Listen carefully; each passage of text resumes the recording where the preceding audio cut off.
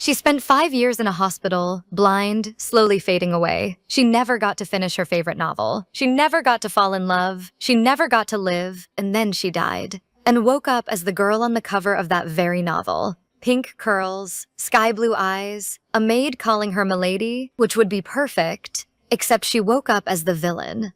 The girl everyone despises. The one who manipulates, schemes, and according to the original story, destroys everything she touches. And the man she's supposed to have wronged the most? The cold, ruthless Duke Cedric, the one who by all rights should hate her. And for a long time, he did. So then why? After everything she put him through, after every reason he had to walk away, did he pull her close and refuse to let go? What exactly did this villain do to make the Duke forget he was supposed to hate her? She thinks 23 is way too young to die, but death feels like the only relief left. After getting a rare disease, she spent 5 years in the hospital. One by one, her senses started disappearing, beginning with her sight. Losing her vision hurt most because she could never finish her favorite novel. She couldn't understand why she had to suffer so much if she was going to die anyway. But after dying, she opened her eyes again, now inside that very novel as its heroine. The first thing she noticed was how nice her blanket smelled. She wondered why, then jolted upright.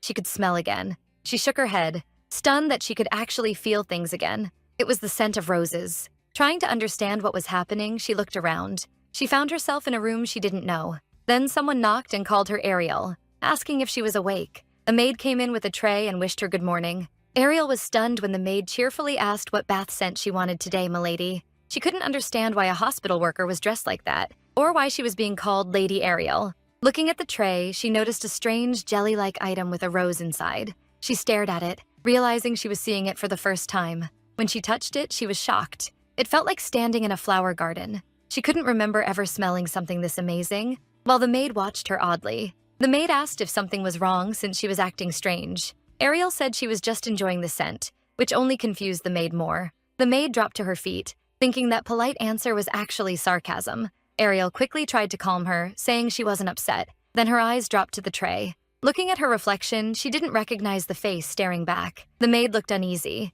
afraid to say too much. Ariel was horrified. She looked completely different, too shocked to think straight. She asked for a mirror. In it, she saw pink curls, bright sky-colored eyes, and pale skin. She knew that face at once. It was the girl from the cover of her favorite novel. There was no way she was wrong. Still in shock, she asked what name the maid had called her, and the answer came back, Ariel. Her heart dropped. She asked again, terrified to hear the heroine's name. A nervous laugh slipped out. Then Ariel burst into wild, shaky laughter, scaring the maid beside her. She remembered that Ariel was the name of the novel's antagonist. That meant she was doomed. This character died early, publicly hanged. What people knew about Ariel was simple. She was a genius perfumer. Her talent centered on the scent of a demonic flower called Onyxia. That scent was something Cedric Evans needed. In the story, Cedric asked Ariel to make a perfume with that flower's scent. She succeeded and created a one-of-a-kind fragrance. But Ariel wanted payment. She demanded Cedric date her in return. He had little choice, but she expected a real relationship. Instead, he rejected her. After ending things, he began seeing another woman. Ariel's obsession got worse, and she tried to kill the heroine with poisoned perfume. She was caught and publicly hanged for attempted murder. Staring at the mirror, Ariel knew that future was waiting for her. As the maids dressed her, she kept remembering the novel and panicking. Then she realized this was her second chance, and she refused to throw it away. So she started thinking about the first step to avoid death.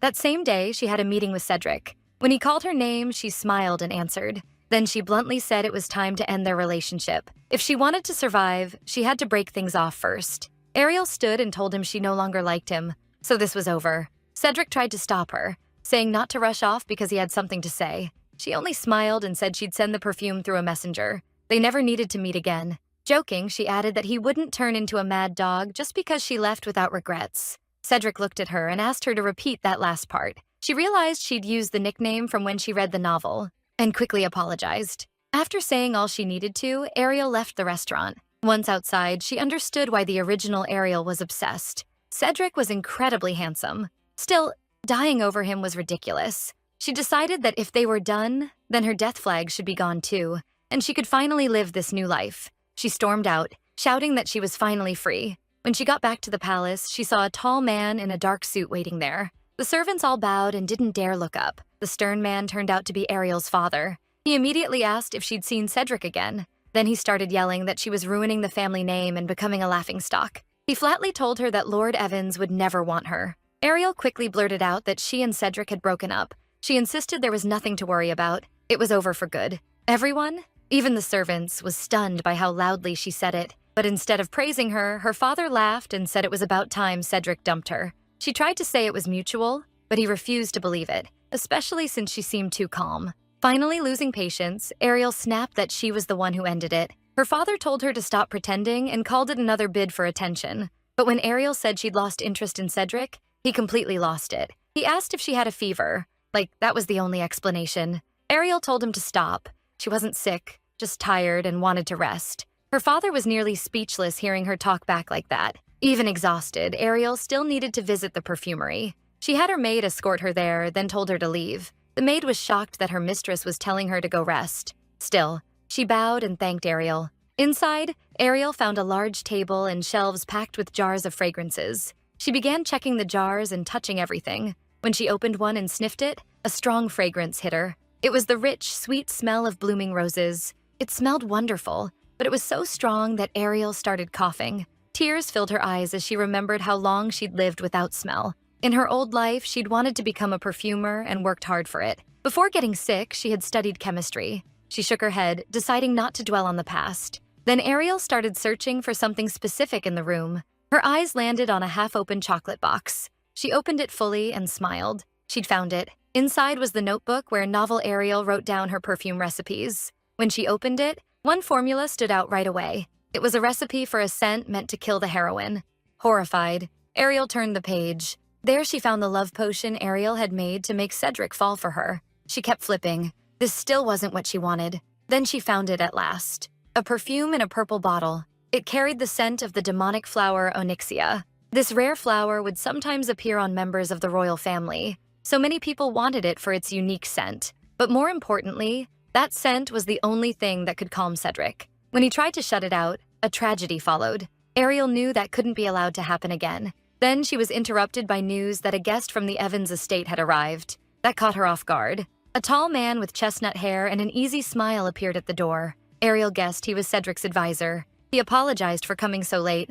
Ariel politely said that was fine and asked why he'd come. He handed her a small box, explaining she'd left it at the restaurant. Inside were the blue roses she'd used earlier that day. The advisor said his master had asked him to return it. Ariel was surprised, since Cedric normally didn't care about forgotten things like this. She lowered her eyes and thanked him.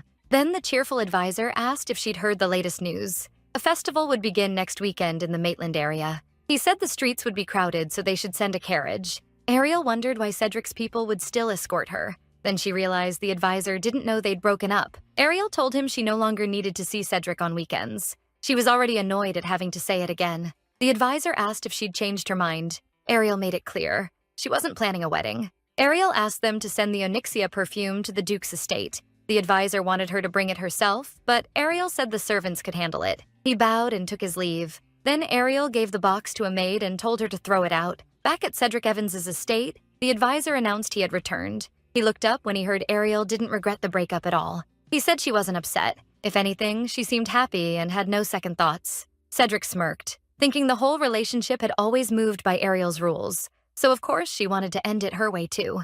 The advisor admitted Ariel had acted strangely. She didn't complain that he was late or wait around expecting anything. He found it hard to believe this was the same girl who had clung to Cedric for a whole year. So there had to be a real reason for the breakup. He guessed maybe Cedric had offended Lady Ariel somehow. But the only thing Cedric had done was show up 10 minutes late. The advisor then asked if maybe the breakup was actually good news for him.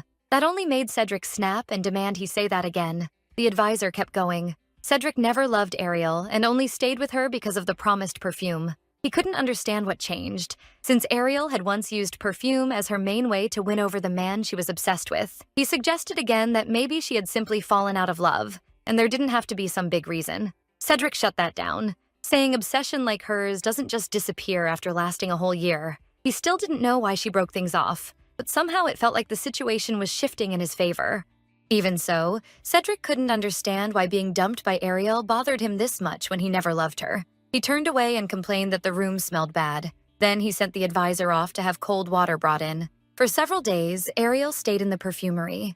going through her notebook and the recipes she'd written before all this. As she read, memories buried by illness slowly started coming back. She tested scent after scent, mixing one formula after another. At last, she made the perfume she had been trying so hard to create. Ariel checked her notes again, making sure every ingredient matched. She also found strange formulas, scents that could heal internal injuries or draw people in. That made her realize her gift with perfume was almost like magic. Next, she made a fragrance meant to wipe away fatigue with one spray. She tested it on herself first. Ariel felt nothing, but one of the maids asked to try it too.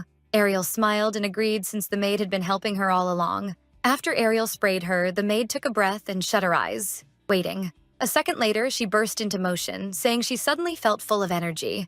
Ariel was stunned by how fast it worked. The maid rushed back to work, mixing petals just to burn off the extra energy. She even shouted that she needed more to do. Then they realized they had run out of ingredients, so they headed to the Sinan district to buy more. When they arrived, Ariel was surprised by how lively the place was. They picked out all kinds of flowers with different scents. Then Ariel tripped and dropped everything she was carrying. A group of ladies nearby looked over and sneered that those flowers would never be enough. One of them said blossoms that plain would never catch Cedric's eye. They laughed, saying they heard Ariel had stormed out of their date just because Cedric was busy. Ariel only smiled, seeing they were trying to provoke her. She thanked them for being so worried about her. As she gathered the flowers, she calmly said there was no need. She and Cedric had already broken up. The girl with the fan looked shocked by how blunt she was. The others started fake pitying her, saying Cedric had been cruel to dump her. Then they added that after a long relationship like that, no one else would want her. Ariel smiled and said that was an insult to Cedric. She told them breakups aren't strange at all, and Cedric would be just fine after this. They were stunned when they realized Ariel was the one who ended it. To prove it, she asked the snobby girl to introduce her to some young lord. She said she'd rather meet someone sweet and kind than an icy duke. The lady stared, thinking Ariel had to be joking. She said she'd remember those words and walked off with the others. Ariel smirked, feeling like that problem was finally over. Meanwhile, Cedric received a package from Ariel. He saw that she had kept her word and sent the perfumes he needed. The advisor urged him to inspect them carefully since Ariel had sent love potions before. Cedric ignored that, sprayed one on himself, and immediately saw how skilled Ariel really was. He started wondering what formula she had used, since her earlier perfumes never worked. Then he found a false bottom in the box with another set of perfumes inside, the ones meant to fight fatigue. There was also a note explaining what they did. He picked up the bottle, thinking it might be another trick to charm someone. So Cedric decided to test whether Ariel had mixed something suspicious into it. Instead of using it on himself, he sprayed the advisor. The man said it felt like lying in a warm field with a soft breeze washing over him. Then he started running around again, saying he had to get back to work because he was overflowing with energy. Cedric found the reaction funny, then finally read the note. Ariel only had a little of the perfume left and wondered if it would be enough. Holding the notebook, she realized those pages were worth a fortune. The maids called Ariel downstairs, saying her father was waiting with something important. When she came in, he said he needed to speak with her. Ariel walked over to the table where the head of the family sat, looking serious. He told her to sit down.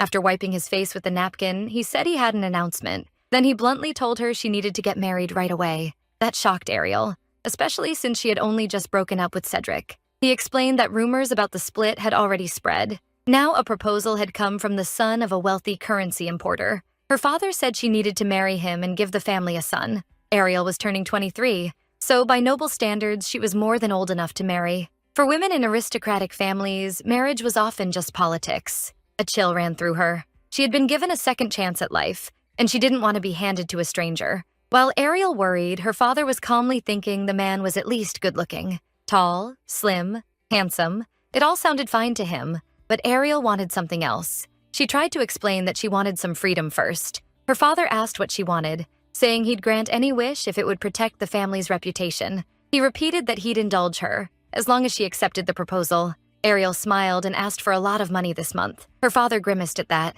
He said he'd heard she had gone back to her old hobby. To him, perfumery was a silly little pastime with no real value. Even so, he offered her 20,000 bis for one date with the suitor. Smiling, Ariel agreed right away. Her new fiancé candidate was actually a minor character from the novel. He was the same man who had drugged and kidnapped the heroine. The moment Ariel saw his smile and the dark circles under his eyes, she wanted to run. He looked unstable and clearly messed up on something. So she asked about the awful smell coming from him. He asked what she meant, and Ariel said his scent was strange. He replied that he smelled something odd too and suggested calling the manager. Ariel started searching through her purse for her new perfume. The man seemed impressed, saying he'd heard she collected perfumes and found it interesting. While he tried to flatter her, Ariel sprayed the perfume right in his face. Then she apologized, saying his smell had been unbearable. He went completely still, staring at one spot after the scent hit him. Ariel waved a hand in front of his face, trying to snap him out of it. Then he suddenly broke into a huge smile and eagerly asked what she had sprayed on him.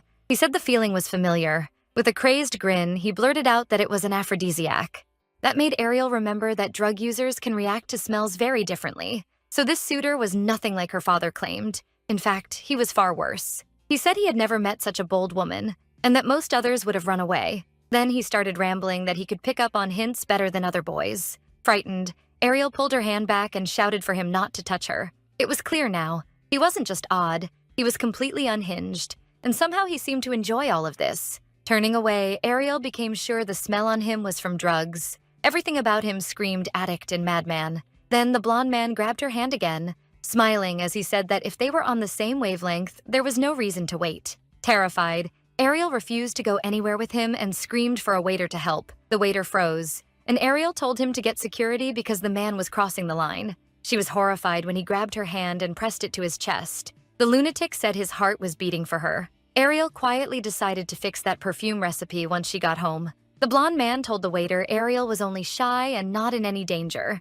Then Cedric showed up at the entrance. Seeing Ariel being harassed, he stared at them with open hostility. Jealous and furious, he made it clear no one could touch his ex without her consent. He seized the creep by the arm and demanded to know what was happening. The man panicked and cried that His Highness had misunderstood. He hurried to explain that he and Ariel were simply on a date. Ariel watched it all, trying not to get dragged deeper into the mess. The man insisted the blonde one was the crazy one. Cedric took Ariel's hand and pulled her away. He asked what he could do to help her calm down. Then, with a hand near his dagger, he coldly asked if stabbing the lunatic would help. The man dropped to his knees and begged for mercy. He tried to claim Ariel was just making a scene by rejecting him, but no one bought it. Cedric kicked the noble brat in the chest hard enough to knock him down, then said the Marquis had failed to teach him manners. When the guards arrived, he ordered them to take the man away. Then Cedric turned to Ariel and asked what she was doing there, and she asked him the same thing. He wanted to know why she had been meeting a man like that. Ariel said her father had pushed her to meet the Marquis's son. She admitted that if she'd known how bad it would get, she never would have come. With an awkward smile, she thanked him. Cedric was clearly stunned. They had only just broken up, and she was already looking at other men as husbands. Even if their relationship was a contract, it had still lasted over 6 months. He said there should be some basic standards in a situation like this. According to him, she should have talked to him before jumping straight to marriage talks. Ariel quickly replied that their relationship had only been a burden to him anyway. He answered with a dark look that showed his feelings weren't gone at all. Since they had been a famous public couple, rumors would explode if she appeared with another man right after the breakup. Ariel understood it wasn't easy for him either and that she still had to be careful. So she bowed and asked for forgiveness. Then Cedric asked how long she'd planned to date him before moving on, especially after being so fixated on him before. The truth was, Ariel had never thought that far ahead. She wasn't even sure she had a choice. She already knew she could never become Duchess Evans. Then, almost like he didn't want to lose her, Cedric asked if she'd changed her mind about ending things. Ariel just smiled and said she hadn't changed it at all. Cedric accepted that if this was what she wanted, he shouldn't fight it, and he apologized for asking. He also mentioned that her perfume had been useful and had helped his assistant, but he left before she could ask how well Anixia's perfumes had worked. Ariel figured no news probably meant things were fine. Back at the castle, her father was furious after getting a letter from the Marquis estate. Ariel felt both scared and guilty, wondering what it said. Once he learned his daughter had sent the man's son to jail, he ripped the letter apart. Ariel said the man got what he deserved and the guards had handled it. Her father demanded to know why Cedric and that man had fought at the restaurant. Ariel said Cedric hadn't done anything worth getting angry at. She explained that the other man had insulted her honor. According to Ariel, he claimed she had sprayed perfume on him to seduce him. Her father grew even angrier, certain she had caused this somehow. Ariel tried to explain she only sprayed him because he smelled terrible. Her father snapped that she needed to drop this awful hobby. As gossip about the incident spread across the kingdom, he was losing his mind. He said no one would want to marry Ariel after this. Then he ordered her to go to the security office at once, apologize, and beg for Rob's release. Ariel answered that even if she wanted to, she couldn't do that. Cedric himself had ordered the arrest, and stepping in would be improper. Once her father heard the Duke was involved, he knew his hands were tied, so he declared he had to find her a husband fast before the rumors ruined the family's name. Ariel couldn't believe he thought that was a good idea. Luckily for him, he already had another letter tucked away. From Olgan. Ariel's first question was simple. How old was this new suitor? When she heard he was 40, she was stunned. Her father had fully decided to marry her off for profit. She let out a sigh and asked if she really had to marry a rich man right away. He said yes. He had spent money raising her for exactly this purpose. In that moment, Ariel realized what she was to him, just a bargaining chip to bring the family more money and power. She took the letter and apologized, saying that for now she was only interested in handsome men her own age. Then she promised that if she couldn't marry rich, she'd repay the losses herself. Her father smirked and asked how exactly she planned to do that. As far as he was concerned, the only thing she knew how to do was spend money. He wasn't wrong about her lacking sword skills or mana control, but Ariel did have one talent, perfumery. Her father might treat it like a joke, but her perfumes were powerful, so Ariel decided to buy the flower shop. The problem was she was short 95,000. She wanted to become independent from her family's money, but that seemed impossible. Even selling all her clothes and jewelry wouldn't cover it, and she refused to end up with a little street stall. Seeing her troubled face, the maid asked what was wrong. Ariel started explaining it like a made-up story about someone who desperately needed money. Then she asked the maid for advice because she truly needed it. The maid suggested borrowing money, which made Ariel wonder who she could ask. The servant said she could always go to the head steward. Ariel tried to pretend it was for a friend, but the maid quickly realized she meant herself. Then a gray-haired stranger suddenly offered his opinion about starting a business. He advised her to find an investor. It would make things much easier. The man said he knew who Ariel was and didn't want to offend her. That was when Ariel realized she was better known than she thought, as a talented perfumer. The maid asked how he knew so much since he worked at the flower shop where Ariel bought ingredients. The gray-haired man proudly said all the flower sellers knew her, and other perfumers often praised her skills. Ariel realized she could use her perfume formulas to attract an investor, and the sooner she found one, the sooner she could start her business. She grabbed his hands and thanked him. Walking off with a satisfied smile, Ariel said she had found her answer. The maid agreed it was a great idea and hurried after her. It seemed Ariel already knew where to look for an investor. She headed for the big social event where powerful, well-known nobles gathered. The best place was the season's most popular ball. Among all those rich guests, someone was bound to invest in perfume.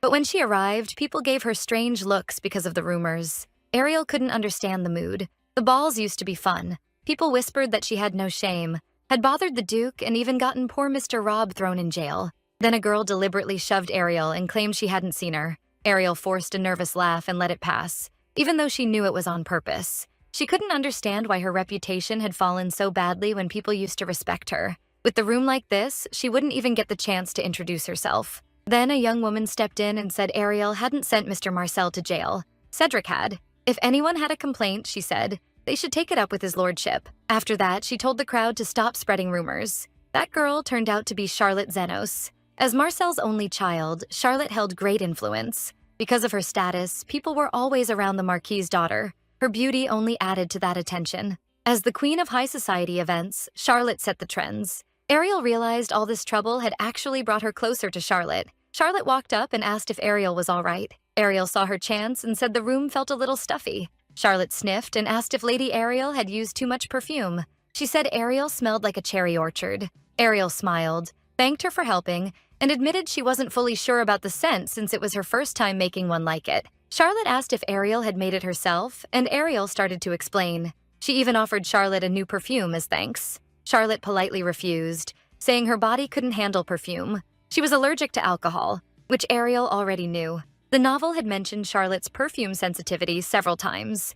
Ariel smiled and said these perfumes were made without alcohol. Charlotte's surprise made Ariel happy, especially since this was her first try, and it had gone really well. Ariel asked her to test it so she could understand what she meant. Charlotte gave a doubtful little smile but agreed. Ariel sprayed some on her wrist, and a sweet lilac scent spread out. Charlotte said it felt like standing in a field of flowers. Ariel explained that she used a tool to pull out perfume mana, so even people with allergies could wear it. Then she asked if that was the real reason Ariel came to the ball. Charlotte quickly guessed Ariel was looking for an investor. She explained her guess. Ariel first called it a hobby, but the result was too polished for that, so she must have come to get Charlotte's attention. She pointed out that Ariel was also using Charlotte's love of perfume as a way to advertise. Charlotte clearly saw that these perfumes had been made with her in mind. That sharp praise left Ariel red-faced and flustered. Charlotte told her not to be embarrassed. Anyone would love a perfume like this. She added that Ariel might not be great at selling, but the product itself was. Still, Charlotte made it clear that praise didn't mean she would invest. Instead, she invited Ariel to her family's ball, where many rich guests would be attending. Ariel was stunned by the invitation and looked away, even more embarrassed. Elsewhere, an advisor asked Cedric if he planned to attend the ball. He replied that Cedric should send Charlotte his confirmation. As the maids helped Ariel get ready, they asked if she was nervous. Ariel hadn't told Lena anything because she didn't want her to worry, though she still didn't know what to do if trouble started again. One maid asked who would be at the ball and why Ariel was going. Then she tried to cheer her up, saying her perfume was the best. She insisted Ariel only had to speak up if anyone gave her trouble. Ariel smiled, noticing the maid was acting a little strange. She reminded herself she'd already gotten through one awful evening, and this time she wouldn't accept that treatment. Ariel decided she would start changing how people saw her. Soon she was fully dressed and ready. She went in with a few rules, starting with approaching people first so she wouldn't seem hostile. She needed them to see she wasn't an enemy, just a businesswoman looking for an investor. But her nerves got the better of her, and she spoke unclearly, stumbling over her words. The moment people heard her last name, they grimaced and asked her to repeat herself. Then they brushed her off, saying they were busy and she should leave. At least no one openly scolded her, and she did manage to introduce herself, so she kept trying, pushing herself to approach more people. But every person Ariel tried to talk to looked at her with suspicion. In the end, she sat alone in a corner, feeling shut out. Ariel couldn't understand why they treated her like she'd done something terrible. She had no idea how to stop the looks people gave her after hearing her name. Then Charlotte came over and asked if she was enjoying the evening. Ariel admitted she still hadn't managed to get a real conversation started. Charlotte smiled and said she thought she knew the problem. Lifting Ariel's chin, she asked what value Ariel could offer everyone here. That was hard in a room full of rich nobles and business-minded guests. Charlotte explained that money mattered most at an event like this. These people didn't know Ariel's talent with sense, so the only thing that would catch them was profit. That finally made it click for Ariel. If she wanted to be seen as a businesswoman seeking support, she had to present the perfumes first, not herself. Maybe someone else was the main character, but to her, Ariel was the real star. Charlotte declared that she loved the perfumes and wanted more of them. She was right. Ariel needed to let the perfumes shine. Ariel turned toward the same guests who had been sneering at her. She sprayed the perfume, said she made it herself, and invited them to try it. One lady decided to test it first. She loved it right away. The scent and its effect were amazing. Soon others said it smelled even better than real flowers. Ariel smiled and thanked them. Then she announced that she planned to open her own shop where people could try more perfumes like these. She quickly added that she'd need a lot of funding. When someone came up behind her, a bob-haired girl asked what was happening. She wanted to know who made the perfume and learned it was Ariel. Charlotte remarked that the two of them might get along well. This new lady clearly knew more about perfume. Ariel was surprised to find the woman was also still learning, so she thought they might become friendly rivals. Ariel awkwardly confirmed that she had made the perfume herself. The other woman instantly called it a cheap, low-quality mess. Ariel was stunned by the blunt attack and couldn't understand it. If this girl was so skilled, shouldn't she know what the perfume lacked? After all, this was Ariel's first product made for sale. She thought maybe the woman could point out flaws and actually help her improve. With an awkward smile, Ariel asked her to repeat that. The rival repeated every insult without hesitation. Still staying polite, Ariel smiled and asked her to explain the mistakes since she seemed so talented. The girl looked away and said a refreshing perfume should have a citrus base. She added that lemon and orange were the key ingredients. Then she said scents like this never lasted long. Ariel asked how that was any different from normal citrus perfumes, since those faded fast too. The self-proclaimed expert shot back, asking what made Ariel's scent special. She demanded to try it before writing it off as ordinary. People around them started giggling, saying an expert like Lady Magnus couldn't be wrong. Some even said Lady Ariel should learn from Lady Magnus. Ariel realized the crowd had chosen a side, and it wasn't hers, so she knew she had to fight for her perfume's worth. She quickly took the bottle back from Magnus. Ariel said she'd first introduce the scent properly, then explain the rest. She was about to spray it at her rival when the night's main guest arrived. Charlotte greeted Cedric. He thanked the ladies for the invitation. Cedric turned out to be the main investor, the one meant to take over a business. When he turned and saw Ariel, she tensed at the sight of her ex. He asked what they were discussing. The rival answered that they were talking about Lady Ariel's perfume. She began complaining that such a cheap scent had no place at this event. Cedric stepped in to defend Ariel. He asked if Magnus had even tried spraying it. Then he said Ariel's perfumes had a unique effect. He explained that his subordinate became far more productive because of them, and still liked using them. Looking at Magnus, he asked if she could make something like that. Then he told her not to speak carelessly about things she didn't understand. Ariel was surprised that Cedric defended her at all, but she was also annoyed. She didn't need saving. She needed her perfume recognized. The other ladies quickly changed their tune, saying that if Cedric defended her, then Lady Winston's perfumes must be worth attention. Ariel looked away and said she needed to step out for a moment. She left the ball to think of a new plan. Cedric watched her go and asked why she was leaving. Ariel thought that if Magnus crossed her again, she'd make them all write a whole book praising her perfume. Still, she felt she'd had enough for one night and wanted to go home to adjust the recipe. Then Cedric's sharp voice stopped her. He stepped closer, looking worried. Ariel asked why he was suddenly focused on her when the evening was still going strong. Cedric seemed awkward after seeing her rush off. It was strange for someone like him to care that her mood had been ruined. Ariel reminded herself to stay firm and keep her distance. Then she told him plainly that what he did made her uncomfortable. They had already broken up, so he had no reason to interfere in her life.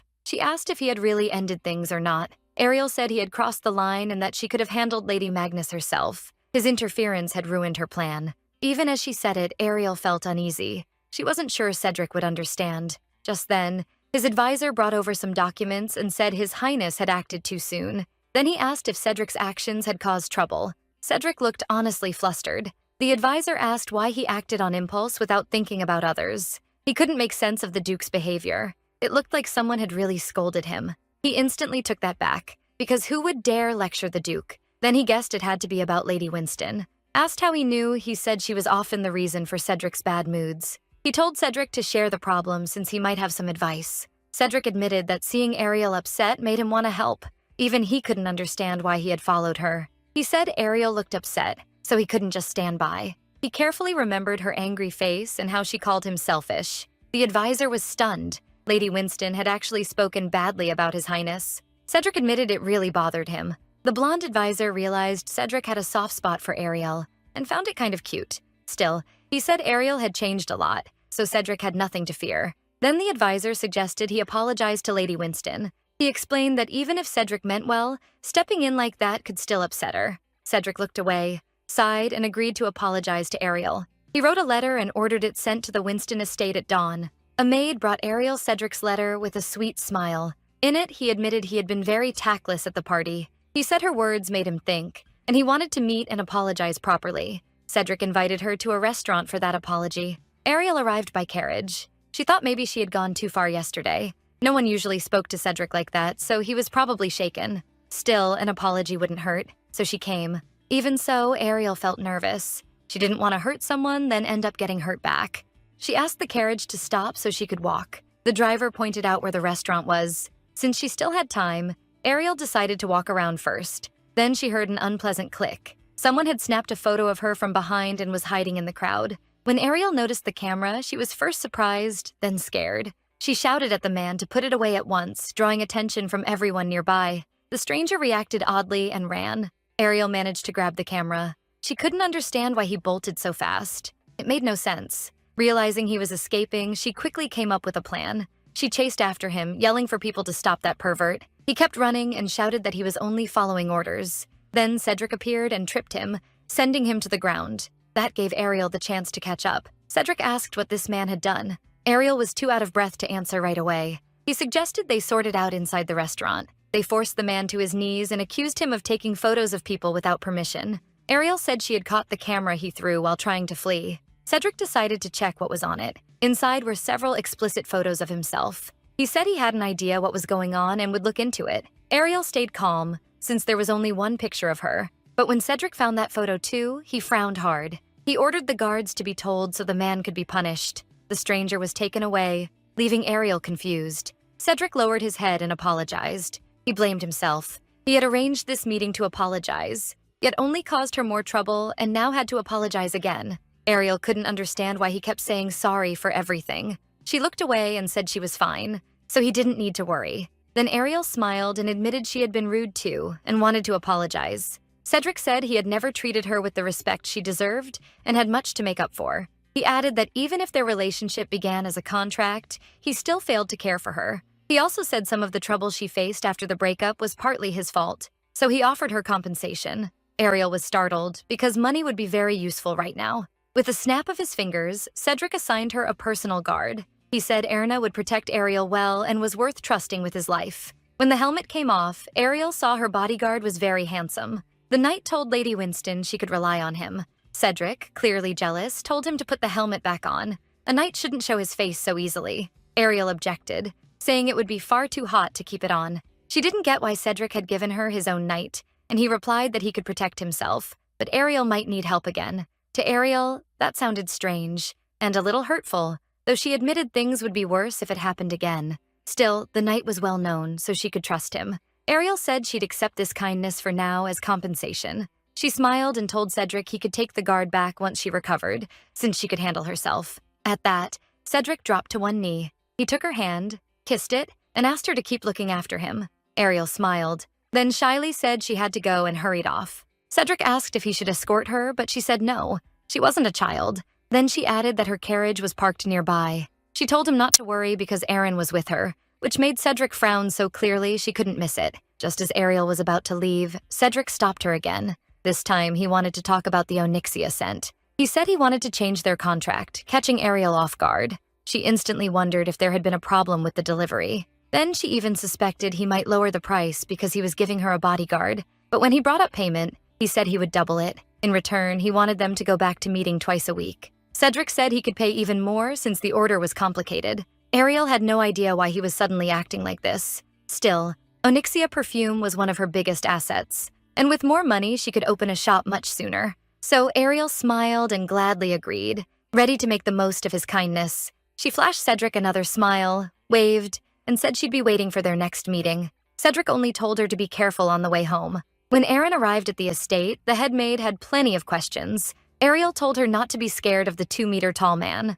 Aaron nodded and introduced himself as the bodyguard sent by the Duke. The maid smiled, pleased to hear Ariel now had protection. She marched up to him and said now they could punish any villain who threatened her lady. Ariel was stunned, though she muttered that luckily they'd probably get along. Raphael entered with the ingredients delivered that day and said he had already left them in the workshop. As Ariel stepped into the perfumery, a clean, fresh scent cleared her mind. She reached for the pine branches and released their crisp smell.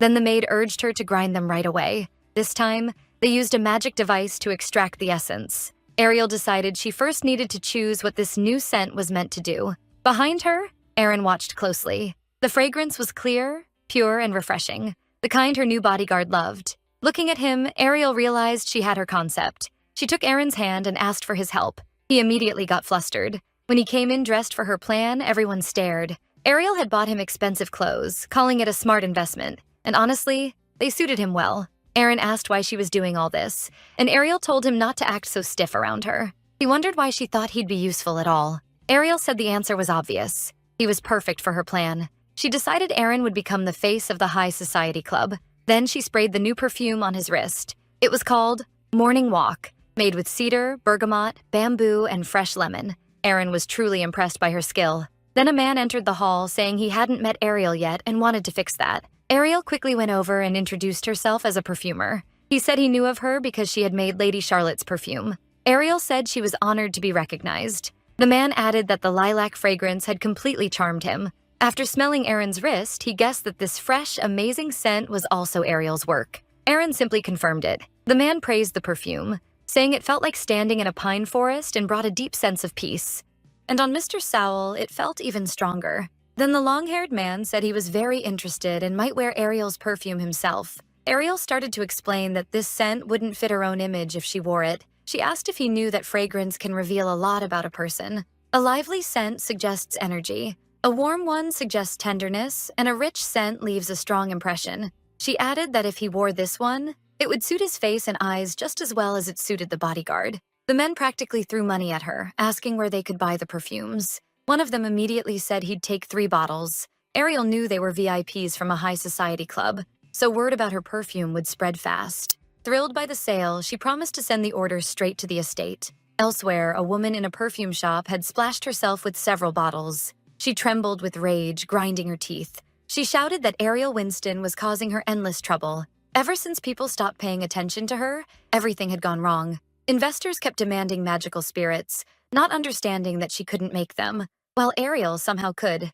Even the land she had dismissed suddenly shot up in value, so opening a salon there might now be a terrible move. She was nearly mad with hatred after Ariel embarrassed her in front of the investors. She swore she would never forgive Ariel and would make her pay no matter what. A figure appeared behind the woman and asked if she was Magnus. He smiled and said Ariel really had humiliated her in front of everyone. Magnus asked who he was, and he told her not to be so cold.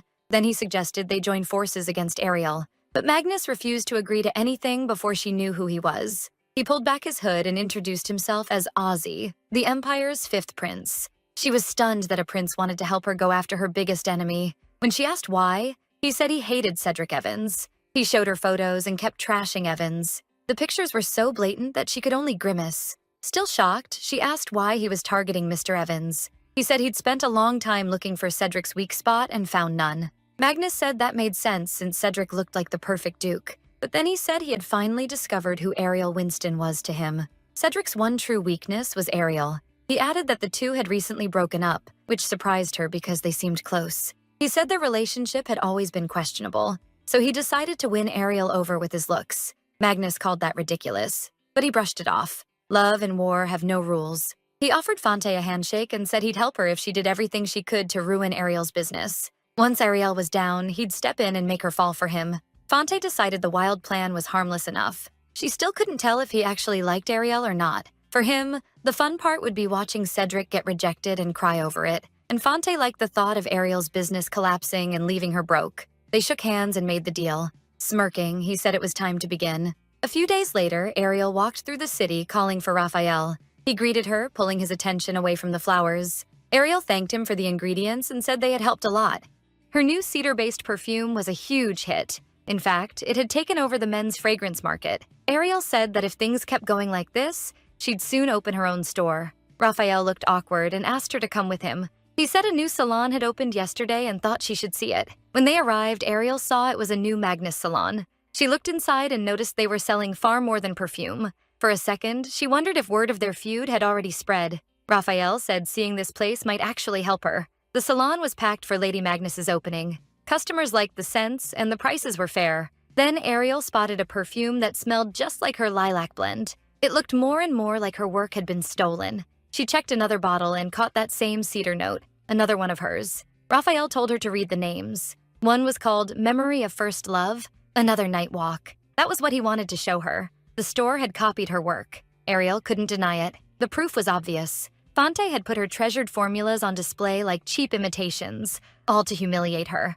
Ariel burned with anger, realizing Fonte had openly challenged her. Then Fonte showed up with her companion and sneered that something so cheap had finally entered her luxury store. She mocked Ariel for going door to door with her goods despite being called a brilliant perfumer. Those words only made Ariel angrier. Then she looked at the man behind Magnus, smirking and nodding along. His face felt strangely familiar. When he noticed, he winked and smiled at her like he was trying to charm her. Ariel suddenly remembered. He was the fifth prince of the Beller Empire. In the book, he was known as a dazzling troublemaker and a constant headache for the Empress. Most importantly, Azzy was Cedric's nephew. And because Cedric seemed too perfect, Azzy deeply hated and envied him. He questioned Ariel, trying to figure her out. Looking straight at her, he asked if she had some complaint against him. Fonte quickly bragged that an imperial prince had invested in her. Magnus piled on, mocking Ariel for being broke. Her rival smirked and said maybe someday someone would discover Ariel's talent, even if she had none. Ariel couldn't understand how Fonte could sell stolen perfumes so shamelessly. She guessed Az had probably been tricked into investing. Not letting it slide, Ariel asked what had inspired Fonte to create those perfumes. She pointed out that the scents felt far too familiar. Fonte stayed silent, and Ariel pressed her for an answer. Az stepped in, saying Fonte didn't need to explain because he had created the concept. He made up a story about being enchanted by lilacs and bamboo that day, then asked Ariel to stop bothering poor Fonte. Ariel was shocked. Az wasn't fooled at all. He was working with her. Then Magnus finally admitted she knew Ariel wanted to accuse her of stealing the formulas, but she didn't care. No one would believe a woman without her own store. And with Fonte's powerful investor, Ariel couldn't prove anything. Smiling, Fonte made it clear Ariel should leave. Ariel realized that even a short delay would bring in a huge line. People already loved the perfumes. Az winked again, hinting they'd meet very soon. Ariel left with one clear thought. She needed her own store. and she would find an investor no matter what. Back in his quarters, the man sighed and started loosening his tie. His advisor hurried over and asked how it went. He also asked whether his master had at least eaten during the business meeting. The Duke said those talks and social gatherings were unbearable. Then the advisor shared some news. People on Sinan Street were saying Lady Ariel was looking for an investor. That made him realize why she had come to the party. The advisor said this was a great chance since the Duke himself had praised her perfume, but he said he wasn't sure Ariel would want to see him. Then he mentioned he'd heard Ariel had been dragged into some kind of trouble. From what he knew, her perfume ideas had been stolen, though he didn't know the full story. At once, he shot Rick an icy look and ordered him to learn everything about it. A maid went to wake Lady Ariel, only to find she was already in the perfumery, hard at work. There, Ariel had fallen asleep over her notebook while trying to come up with a new idea. Once awake, she drank tea while the maid cleaned her desk. Ariel thanked Rena, saying the tea brought her back to life. Rena worriedly asked if she was okay, and Ariel said she was, aside from a pounding headache and itchy nose. The maid asked how she had worked all night when she said it would only take 2 hours. Ariel said she had to, or no investor would look at them. Rena reminded her that her health still mattered. She said she'd prepare a bath, and after that, Ariel was going straight to bed. No arguing. Even if Ariel had pushed herself too far, it paid off. She finished a new product and put together a business plan. Now she only needed an investor. So Ariel decided the sleepless night had been worth it. Then the butler announced that a visitor was waiting for her. Ariel was surprised to hear it was Cedric. It was almost funny that Cedric's advisor looked just as worn out as she did. When Ariel came downstairs, she asked what brought him here. Cedric said it was urgent and apologized for arriving without notice. He added that in their relationship, urgent matters weren't limited to perfume. Then he said he'd heard her perfume formulas had been stolen. He handed her a product made from those stolen scents. Ariel was surprised the rumors had spread so fast. Looking up sadly, she asked if he believed her, or thought she might be the thief. Cedric said he'd used enough of her perfumes to know better than to fall for such cheap fakes. Then he said he'd heard she was searching for an investor and offered to become one. He already ran many businesses, and if Cedric invested, her company would have real backing. But Ariel wondered if he was only doing it out of guilt. She hated the feeling that she might be using him. Still, if this was about business, she had her own terms, and she doubted he'd object. Cedric asked to see everything she had prepared and said he'd choose what was best to support and promote. Ariel had already made a special new perfume with a rose scent. She grabbed Cedric's hand and led him to the lab, saying she could show him right away. Rena was told to get everything ready so the new investor could see exactly what he'd be funding. First, Ariel showed him the business plan she had put together in just one day. Her first goal was opening a salon, and the plan also covered her new product. She was more nervous than she expected, worried he might dislike both the plan and the perfume. But Cedric called the plan excellent and said he was impressed. Ariel admitted she hoped to supply perfumes to the palace one day and later open a second shop. Then she quickly apologized for getting carried away. Cedric brushed that off and asked if he could try the new perfume. Ariel gladly agreed, saying it was called Garden of Roses, made mainly with velvet rose and Turkish rose. She explained that it brings out a soft, pure scent and gives men a rose fragrance unlike the usual market perfumes. After she sprayed it on his wrist, the advisor said it felt like standing in a morning rose garden covered in dew. To him, it was the scent of a noble rose bush. The fragrance was so rich it almost felt like rose petals were falling around Cedric. Cedric agreed. This was a scent you couldn't find anywhere else. That praise hit Ariel differently, coming from Cedric instead of her servants. Since he liked both the plan and the perfume, Cedric said the project was so detailed it hardly seemed like a beginner's work, and Ariel had clearly proven her talent. Then he announced he would invest. Ariel promised she wouldn't let him down, and they parted looking forward to meeting again. Afterward, the advisor said their visit to the Winston estate had been worth it. Cedric had secured a great project, and maybe he'd soon see the pair grow close again. More surprising, Cedric already had someone in mind as the culprit. He said that person could cause trouble for Lady Winston, so they needed to watch him. Cedric was honestly pleased by the idea of being Lady Winston's partner and sharing her burdens. The maid happily praised Ariel and congratulated her on the shop that would open soon. Ariel replied that Night Urn had helped a lot too. Even with Cedric's support, everything was busy, so she chose to handle the shop herself. She refused to rest, feeling bad about wasting time. While wondering when Cedric would contact her, Ariel was startled when the knight and maid rushed in with news from him. The shop construction was done, so they all went to see Ariel's perfume shop. She was shocked because Cedric had said it would take at least a few months, but he had pushed for it to be finished as fast as possible. Ariel was already excited going in, and once inside, she gasped. She could hardly believe it was really her shop, and Cedric told her the second floor had been set up as living space. It even included a hall, kitchen, and a lab.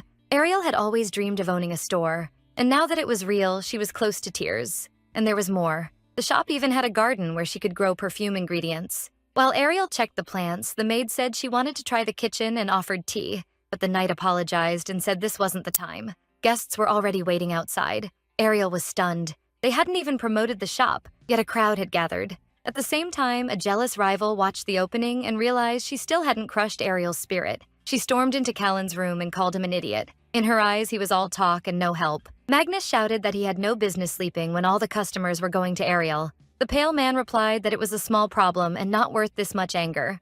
Magnus snapped that people were lining up at Ariel's salon before the official opening, so no one would even visit her own store. And now Cedric was Ariel's investor too. The blonde man said he'd already checked the situation. She shot back that he should have taken Ariel's investors away from the start instead of wasting time, especially after promising to take Ariel under his wing. He said Fanta was too short-sighted. If you really want to ruin someone, you let them taste success first, then rip it away. Then he told her to come with him because he had a plan. By the end of the day, Ariel saw off the last customer. The opening had gone well, and the store was officially running. A week passed with Ariel spending her days serving customers and her evenings making perfume and managing the shop. She learned fast that business wasn't easy. Still, what made her happiest was seeing the money add up. Ariel figured Cedric would be pleased with the profits, but first she needed to go buy more ingredients. On the way through town, she listed what they needed: lilacs, roses, and cedar. She was about to say they'd buy everything quickly and head back when she noticed people staring at her. Then they disappeared just as fast, and Ariel realized they were avoiding her. Raphael suddenly ran up and asked if she'd noticed how strangely everyone was acting. He explained that on opening day, 2 shady figures in cloaks came to Flower Shop Street and tried to bribe sellers into refusing ingredients to Ariel's shop. They even offered 20 million pesos a day. Ariel instantly guessed Magnus and Callan were behind it. It made sense. Without ingredients, she couldn't make perfume, and customers would go to Magnus instead. She expected trouble, just not something this obvious. Raphael added that he refused the offer because he was on her side. Ariel said she wasn't going to accept this and would deal with it properly. Later at the table, she said she'd thought it over all night. She had 2 choices: pay even more to win the traders back, or grow the ingredients herself in the garden. Since they lacked the resources for the second option, the answer was clear. Then the maid asked if it was finally time for them to step in. Even if he seemed harmless, he still had royal blood, and insulting the royal family could get her arrested. Ariel was startled to find Cedric standing there. The knight admitted he was the one who called Cedric because Ariel seemed to be in real trouble. He believed His Highness could help. Ariel knew he was right. If Cedric stepped in, the problem might disappear at once. After all, he was her investor, which gave her enough reason to ask for help. But Ariel suddenly insisted she wanted to solve this herself. Like a kid asking for a clue, she begged Cedric to at least point her in the right direction. He asked if she knew Gilbert, the head of a major trading guild. He explained that she handled many kinds of goods, had ties to noble families, played a huge role in the Beller Empire's economy, and was always looking for profit. He'd heard they were now settled near the border of Beller. Cedric advised Ariel to make a deal with her. When they arrived, the place felt less like the capital and more like another country. A blue-haired man greeted the women, held out his hand, and quickly asked what business brought them there. Ariel introduced herself and said she had come to see Madame Jaina, which surprised him, but he still asked them to follow.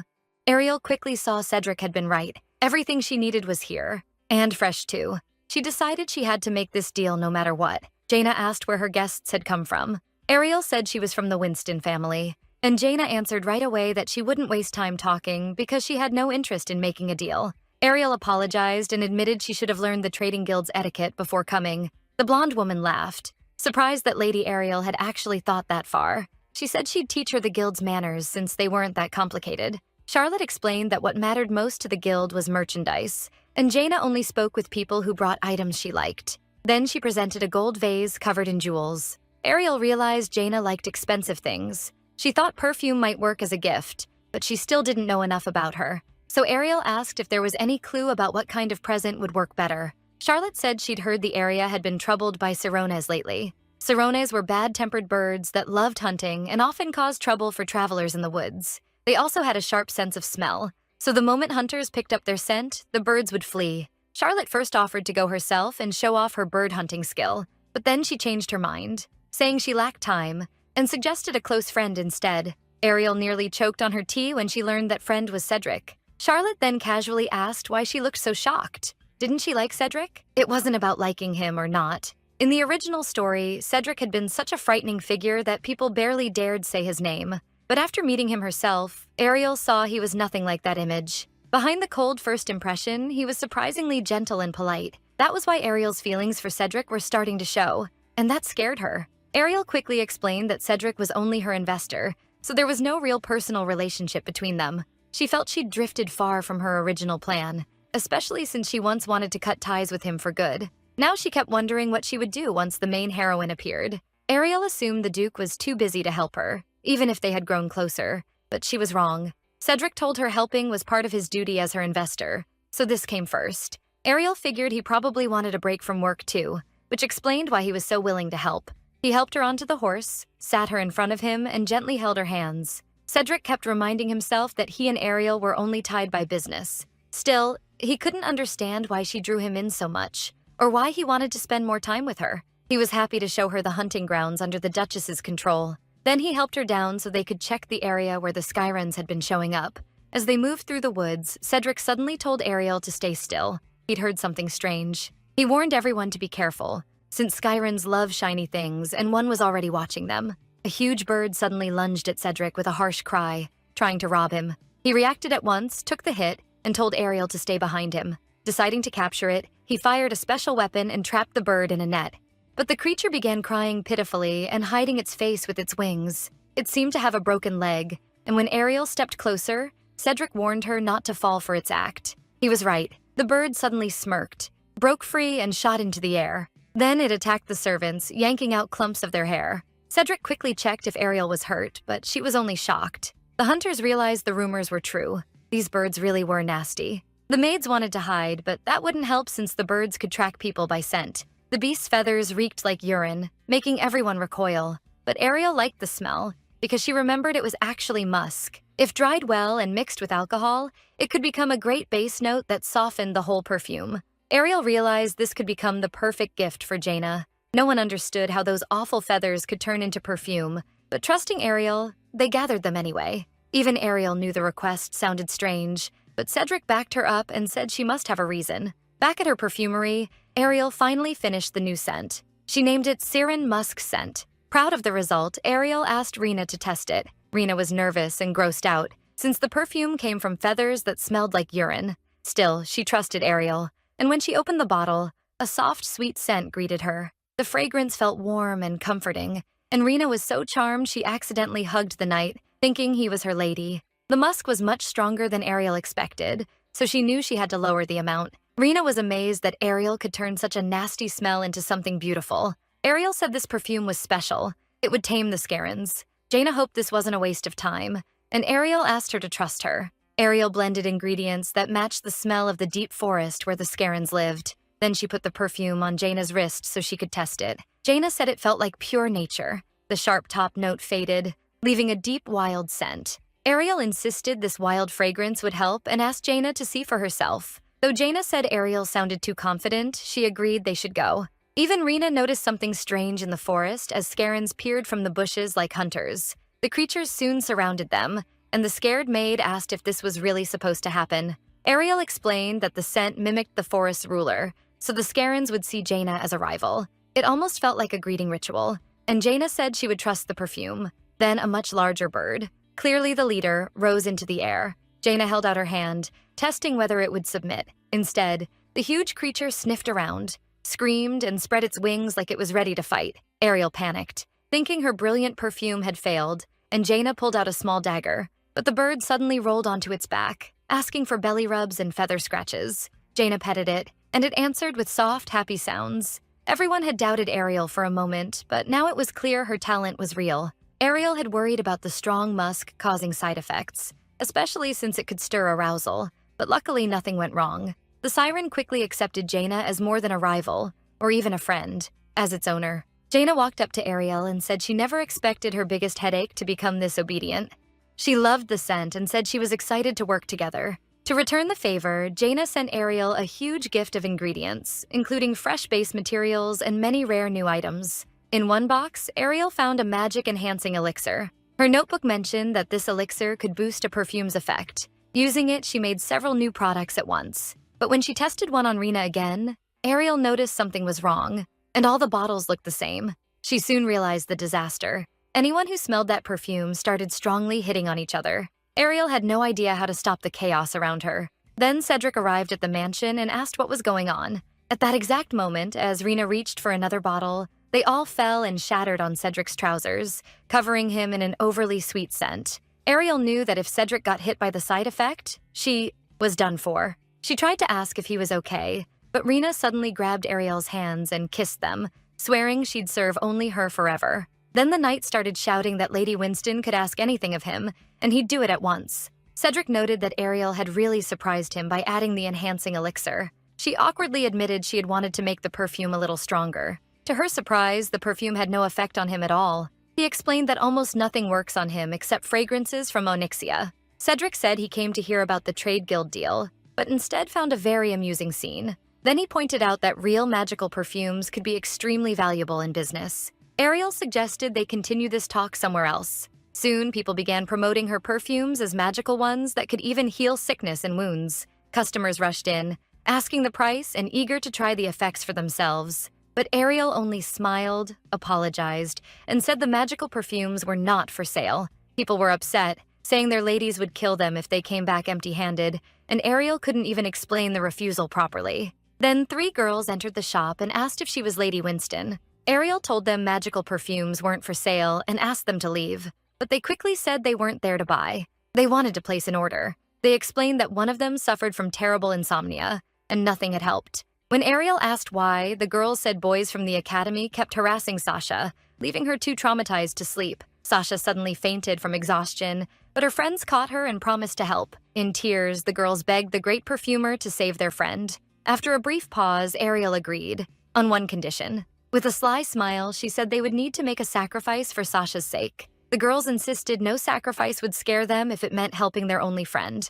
In truth, Ariel only meant that they all had to test the new perfume together. This perfume was called Warm Memories. Ariel changed a recipe from her scent diary, using cozy sweet notes like cocoa and tonka. She added yuzu and grapefruit oils for freshness and depth. Warm Memories had exactly the effect Sasha needed.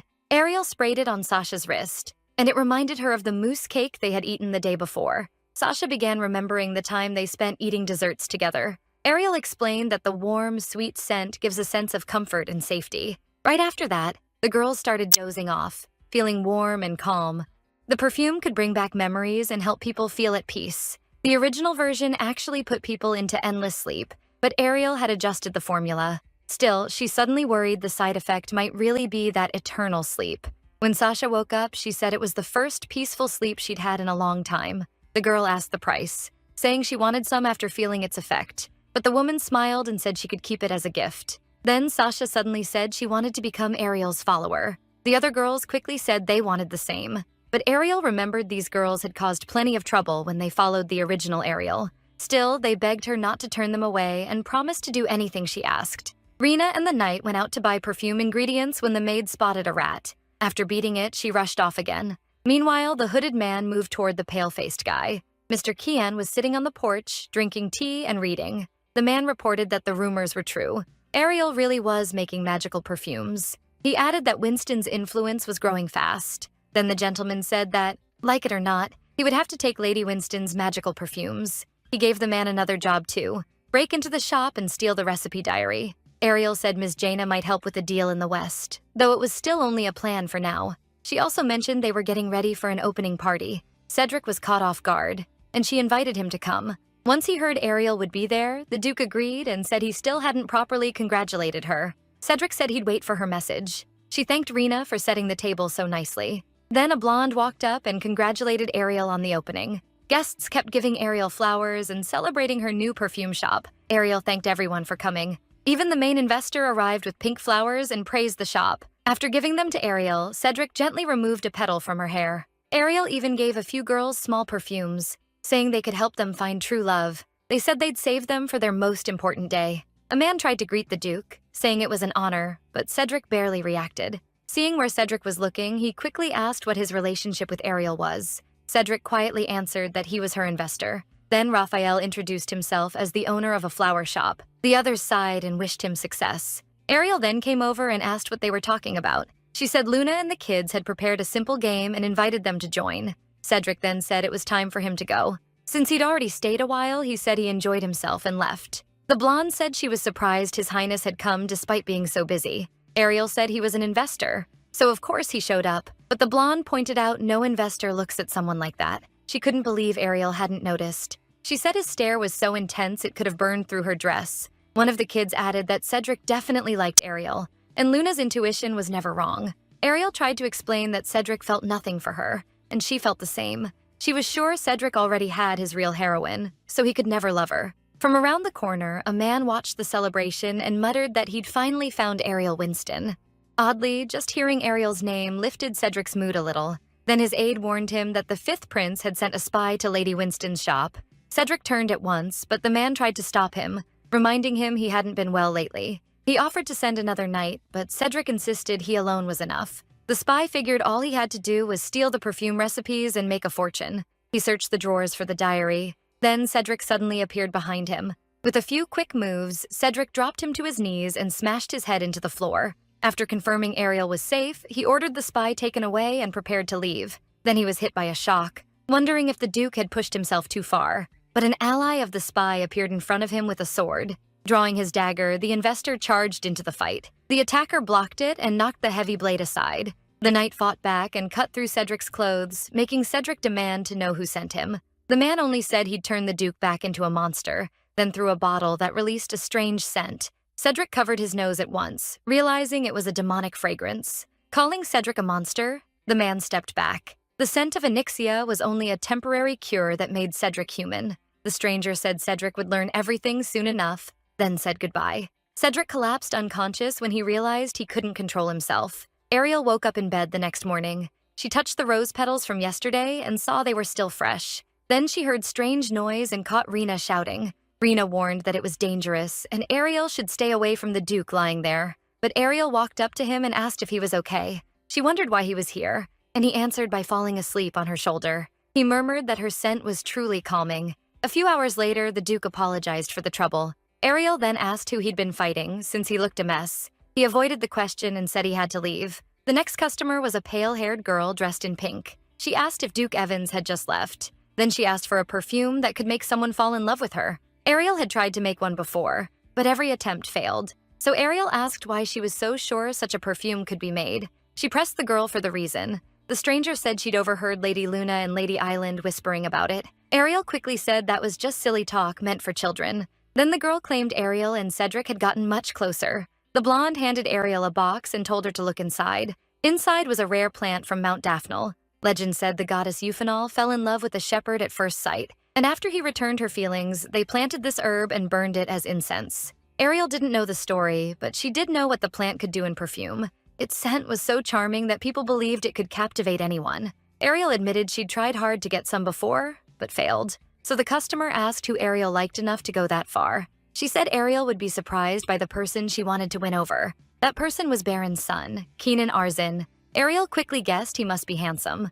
She told Lady Cleo that she understood. Cleo said they had been friends for 10 years, but now she wanted to confess. Even if the effect lasted only a week, she still wanted his heart. Then she wondered if love gained through magic had any real meaning.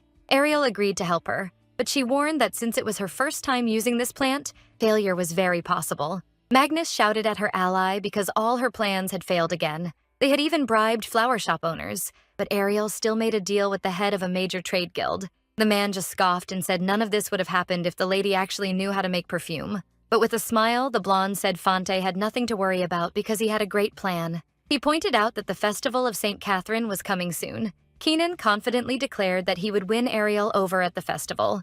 Meanwhile, Ariel started making the love perfume. This time she did well. The scent could stir the heart and awaken feelings. While she tested it, Rena offered her some cake. After setting the perfume down, Rena caught a lovely scent. Ariel asked what she thought, and Rena asked where that fragrance came from. She called it a masterpiece and said Ariel could get rich from it fast. Ariel replied that the ingredients were too rare to buy, so they couldn't make much of it. Then Rena started saying how beautiful Ariel looked today. Soon, the evening ball began. It was held for St. Catherine, the patron saint of lovers. But Ariel quickly felt she shouldn't have come. It got awkward, especially when Charlotte noticed her and waved her over. Ariel thanked her for the invitation, and Charlotte said she was always glad to have her. Charlotte also said Ariel looked especially lovely today. She looked rested and bright, like she'd slept well and was full of energy despite working so much. The blonde asked if Ariel was wearing a new perfume, and Ariel said the scent must have soaked into her skin while she was mixing it. Charlotte said it was a warm and wonderful fragrance. Ariel seemed to charm everyone around her, and people kept complimenting her. One girl even asked if the perfume was for sale, but Ariel said no. Another said the scent was making her heart race. Embarrassed, Ariel decided to leave the ball. She realized people were reacting to her very differently than before. Then that same customer approached her to ask about the perfume she ordered. Ariel pulled a bottle from a box. The love perfume came in a heart-shaped package with a black bow. The lady said it looked adorable. The scent was like fresh flowers and sweet honey. Right away, she could tell the fragrance truly charmed the heart and wrapped it in love. There was one catch. The perfume only worked if the other person had liked someone for a long time. Cleo said that meant she still had a chance. The lady wished her luck and left, and Cleo called out that she'd never forget this. After building up her nerve, Cleo moved in and sprayed the elixir on herself. But before she could act, her partner came up behind her. He said he'd been looking all over for her. Soon, the two were wrapped up in each other on the dance floor. It looked like the plan worked perfectly. Off to the side, Ariel smiled proudly like she'd made it all happen. Even though she was exhausted, she had learned something useful.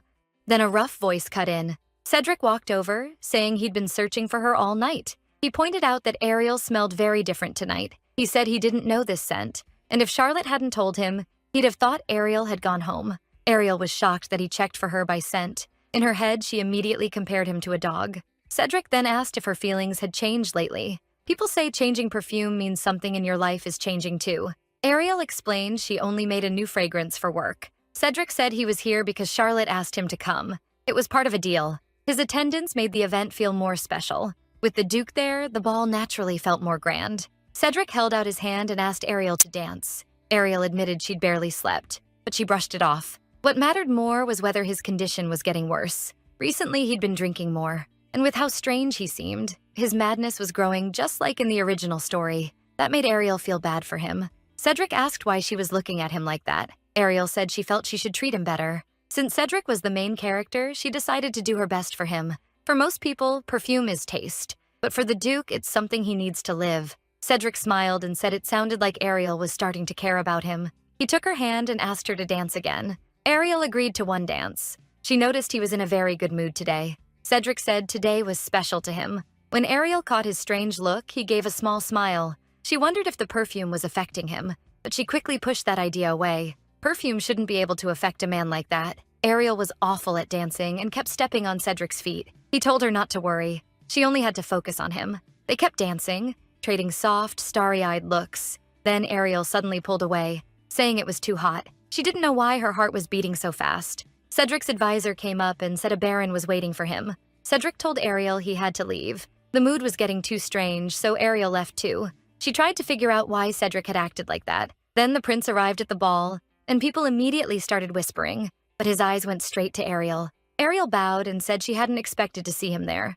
He answered that her talent impressed him. She'd even managed to tie her ex to her business. Ariel laughed and said he made it sound like he was scared of her. She added that copying her perfume wasn't enough. They had even bribed the flower sellers. The hall instantly filled with whispers. The prince demanded proof, saying Ariel was making things up. She shot back that if he wanted to compete, he should do it right. Then Ariel turned away, ready to leave since he had nothing else to say. But then Magnus proposed a fair match between Ariel and the shop's head perfumer. Ariel didn't want to waste energy on them, but they kept pushing. They set the terms. If they lost, they'd close their perfume shop. If they won, Ariel would become his perfumer. Ariel asked what the contest would be. Infante said the answer was obvious. They'd make perfume. There was one extra rule. Each woman had to create a scent for her investor.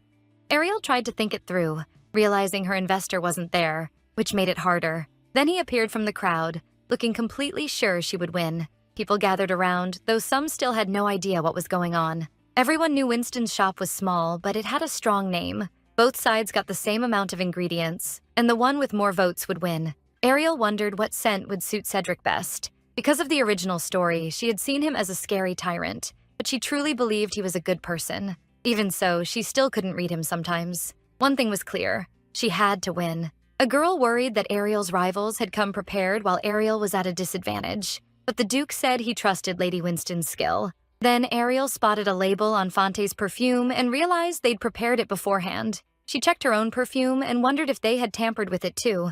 After all their petty tricks, she couldn't let this slide. Ariel decided this was the perfect time to teach them a lesson. She raised her hand to show she was finished. Once she was allowed to present first, she walked to her investor. She gave him the bottle and asked him to spray it. The perfume was called Duke in the Moonlit Night, made with black orchid for a deep, stirring scent. As it settled, it left behind a faint, warm sweetness on the skin. It gave the wearer a different kind of charm. People breathed it in and felt the same thing. Somber yet warm, noble and charming, just like the Duke. Ariel added that anyone could wear this fragrance, no matter their gender. Fanta cut in, saying summer was coming and a scent like that might feel too heavy. She said she had prepared a bright grapefruit perfume for the hot season. It was called Prince of the Imperial Court, mixing lemon freshness with sweet grapefruit. People agreed it smelled fresh, natural, and full of energy. One person said it was perfect for summer because it was citrus-based. Fanta grinned and loudly claimed Ariel had basically called that kind of scent cheap and boring.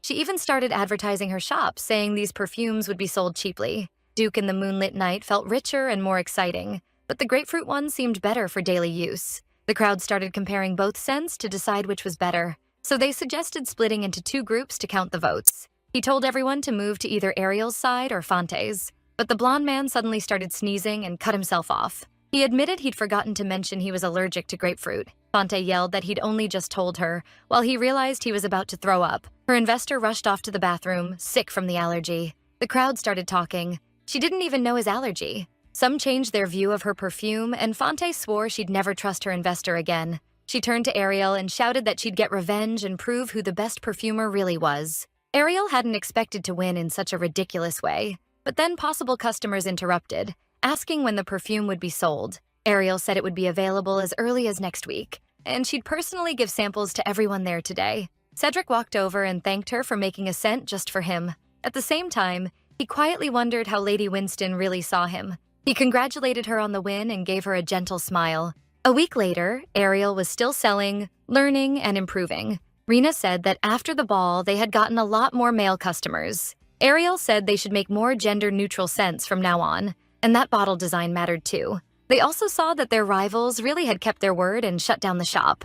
The maid brought Ariel a newspaper saying that at the St. Catherine Ball, an unexpected perfume contest had taken place, where Ariel made a scent for Duke Cedric, her ex. It also revealed the truth about the fifth prince's grapefruit allergy. Ariel said those two had annoyed her, but somehow she felt sad too, along with relieved. Then the newspaper stirred up the crowd, and people recognized Ariel as the maker of magical perfumes. They shouted that Mrs. Winston had to visit their shop during today's festival. Soon the girls were buried in papers and newspaper invites, and Ariel barely understood what was happening. The streets were packed today for the big event. Rena said it was the early summer festival. Ariel tried to remember how this festival went in the original story. It was a huge street festival celebrating the start of summer. It was also the day the main character first began his tyranny. Still, Ariel calmed herself by remembering that was 3 years away. When Rena asked if Ariel liked this kind of thing, Ariel realized Rena was at the age where festivals felt exciting, so she told the maid to go enjoy it. Ariel said there probably wouldn't be many customers today, so she could handle the shop alone, but the maid kept trying to drag Ariel along, saying they could visit a famous tarot cafe. Rena nearly cried at the thought of leaving her lady behind. The festival was full of families and children enjoying the day. The maid started acting childish too and asked Ariel to buy her a balloon. They went to the cafe with the fortune teller Rena liked so much, but they were bluntly told it was already closed. Ariel tried to say she could pay extra. The fortune teller recognized Lady Winston right away, said she loved the perfume she bought before, and offered them a free reading. Rena went first and asked about her love life, so the fortune teller laid out the cards. She said Rena's love was closer than she thought. The cards showed the lovers and a traveler setting off on a journey. Ariel figured Rena was acting exactly like a girl her age. Then the fortune teller offered to read Ariel's future too. She insisted her readings were very accurate and lined up with what had already happened in Ariel's life. Ariel felt awkward when the fortune teller refused payment, saying she truly wanted to do it. But then Ariel drew the death card, and the fortune teller told her to pick again. All 3 cards pointed to hell and a painful death. Ariel forced a nervous smile when she saw every card meant death. Even before meeting him, death was already tied to her fate. The fortune teller admitted it didn't sound comforting, but said it wasn't certain he was dead yet. Even if her destined love was alive, he was barely hanging on. Ariel then asked about her luck for today. She was told to go where there was more red in the crowd, and there she might meet a noble. That person might even be her destiny. They'd have a strong presence, and the meeting would happen by chance. The fortune teller tried to soften it, saying medicine keeps improving, so that future lover might recover soon. Rena flatly said Lady Winston already had enough trouble and didn't need another complicated person in her life. Back at the festival, they ran into Raphael. He walked over and greeted Ariel. Ariel suddenly noticed he was wearing red in the middle of a crowd. She asked if he was sick. Then she decided he looked far too young and healthy to be the man from the reading. Raphael told her she looked amazing at the last ball and said he loved her perfume. Ariel brushed it off as flattery. He asked if she planned to stay longer and offered to look after her. Ariel said she already had a bodyguard. Raphael said he meant as company, not a guard. He offered to show them around, saying he knew the whole street. They stopped at a dart game where you pop balloons for prizes. Ariel turned out to be very good at it. When Raphael took his turn, Ariel said he wouldn't beat her score. He slipped darts between his fingers and took a fighting stance. Then he popped every balloon and won instantly. He claimed he'd only practiced a lot and never had formal training. Ariel started praising Erna instead, which made Raphael jealous. Trying to win her attention back, he mentioned a stall nearby selling chicken skewers with cheese. Since Erna loved chicken skewers too, Ariel thought it worked out perfectly. Then she realized Erna wasn't with them. At the same time, Erna was in the forest trying to get her ball out of a tree. Someone suddenly handed her a string, startling her. In front of her stood a hooded man with dark red bags under his eyes and an empty stare. The others split up to search, thinking Erna couldn't have gone far. Ariel thanked them and said they should meet back there in an hour. She called out for Erna and searched through the festival. Then she spotted a blonde man eating noodles. She was about to ask why he was dressed so oddly when he covered her mouth. He pulled her into a corner and held her tight. Ariel fought back by biting the prince's hand. He yelped that His Highness was supposed to be at the castle. Then he explained his mother had banned him from leaving the palace because of her, so he had snuck out. He asked her to pretend she never saw him. Ariel said she had no time for this and tried to leave, but he stopped her. She turned and asked what he wanted now. The prince asked if she had come alone. He said he wasn't used to a commoner's village and needed a guide, but Ariel pointed out he had enough money to hire one. He grabbed her hand and said that wasn't the point. He admitted he had no one to enjoy the festival with. Ariel reminded him Fanta had torn up the contract and said she didn't need an investor like him. Now the papers were mocking him, and he was completely alone. Ariel said she was looking for someone, and if he helped, they could spend some time together. After she described Erna, he asked if she meant the servant girl. Showing off his memory, he said he'd seen her heading toward the forest not long ago. In the forest, Ariel found Rena's bracelet on the ground. She feared something bad had happened, but the prince said a magic tower was nearby, so no one would act recklessly. Then Ariel caught a familiar scent. It was Rena's perfume. She ran after it, trying to find her maid, but tripped.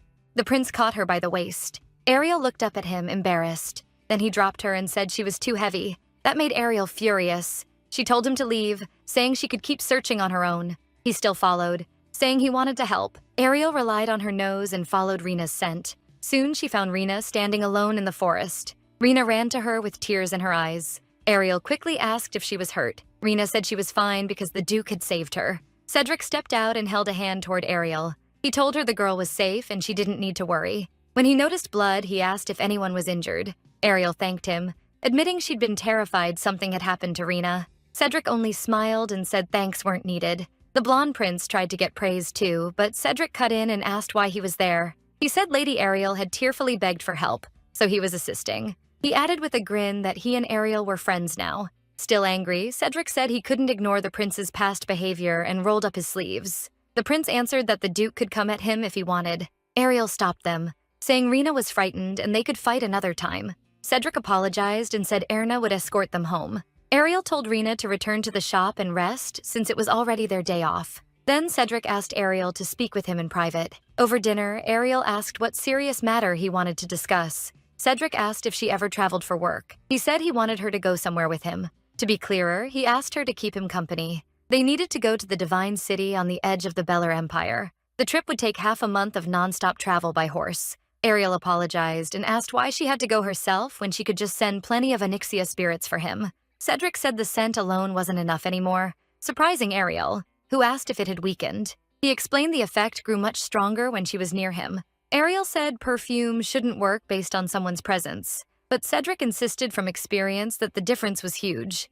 Ariel said she couldn't accept because she couldn't leave the shop that long. She also said he was wrongly linking her to the cure just because she made the scent. So Cedric told her to forget that request and ask something else. He wanted her to attend next month's ball as his date. Ariel wondered why he would ask that. Cedric said his small social circle made it hard to find a partner. Ariel thought that was ridiculous. Someone like Cedric could get a crowd just by asking in public. She knew going as his date would spark rumors, but it could also help her perfume business, especially after her latest hit. After thinking it over, Ariel accepted. When she got back to the shop, Rena and Erna said they'd been waiting for her. She asked if anything serious had happened. Ariel told them to watch each other more carefully next time, and Rena apologized. Rena remembered the horrifying scene, blood everywhere, and Cedric killing several knights in front of her. Cedric realized even Rena didn't carry the Onyxia scent that could calm his bloodlust. He was injured, but he warned her not to come near because he was dangerous then. Cedric asked Rena to keep it from Lady Winston. Otherwise, Ariel might end up in danger. Rena said she was fine and apologized for causing trouble.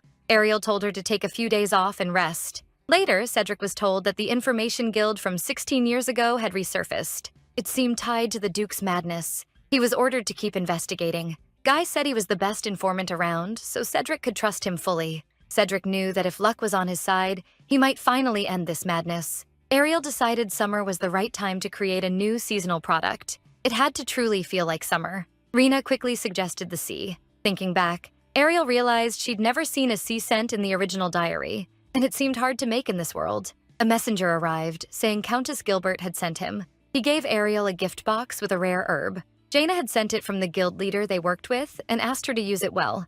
No one there had ever smelled it before. It was fresh and lively, like a cool morning breeze with a hint of sea salt. The scent felt like young romance. Then His Highness showed up, saying she promised to spend time with him. He had even planned a whole date course to pressure her a little. Ariel tried to refuse because she was buried in work, and he pouted, calling her a liar, so she offered a compromise. They could have fun making perfume instead. He complained that didn't sound fun at all. Ern immediately handed him the herb and said it needed to be ground right away. Very little was known about Trey herb. It had never been used in perfume, so Ariel wanted to test different ways to extract it. Records said the Western royal family once used this herb to save Znoi, but its clean, ocean-like smell and strange blue color hinted it might do more. Ariel chose to make the herb the main note. When they sprayed it, a bright, refreshing, fruity scent burst out. It carried the smell of sea breeze and fresh grass, with a faint, clean note that lingered softly. Ariel realized Trey Herb's secret was its power to refresh and energize. This perfume would sell great in summer, and only Ariel could make something like this. Now she just had to choose a bottle and a name. Elsewhere, Fanta was boiling with anger. She swore she'd leave that place and become more famous and successful than everyone else. Then blue-violet smoke suddenly wrapped around her. Fanta collapsed and lost consciousness. A girl stepped into the room with a sly smile. Later, Ariel served the girls some sweets. She told them she had made a new perfume and asked them to test it.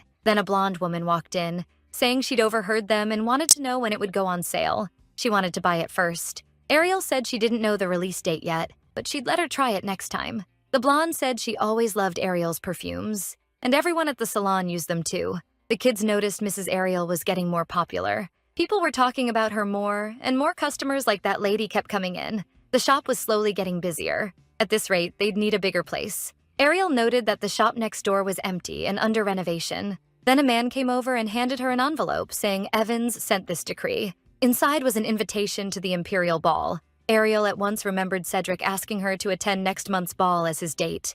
The kids were amazed. It was the biggest event of the year, and only invited nobles could go. Even the original story barely mentioned it, so Ariel hadn't realized how important it was. The girls begged her to go and tell them everything later. Then several men suddenly showed up, saying they'd be honored to escort Ariel to the ball. The girls sighed and apologized, saying she already had a partner. Ariel proudly revealed it was Duke Evans. Even so, they said if Cedric backed out, she should call them. Ariel could tell business was booming, but she wanted to aim even higher. At last, the day of the Imperial Ball came, and 6 maids got Ariel ready. They kept praising her, saying she grew more beautiful every day, though Ariel figured Count Winston had told them to treat her well. Her father was shocked and angry that she'd been invited to the Imperial Ball. He insisted she had to look perfect before the Imperial family. The maids brought dress options, but most looked outdated.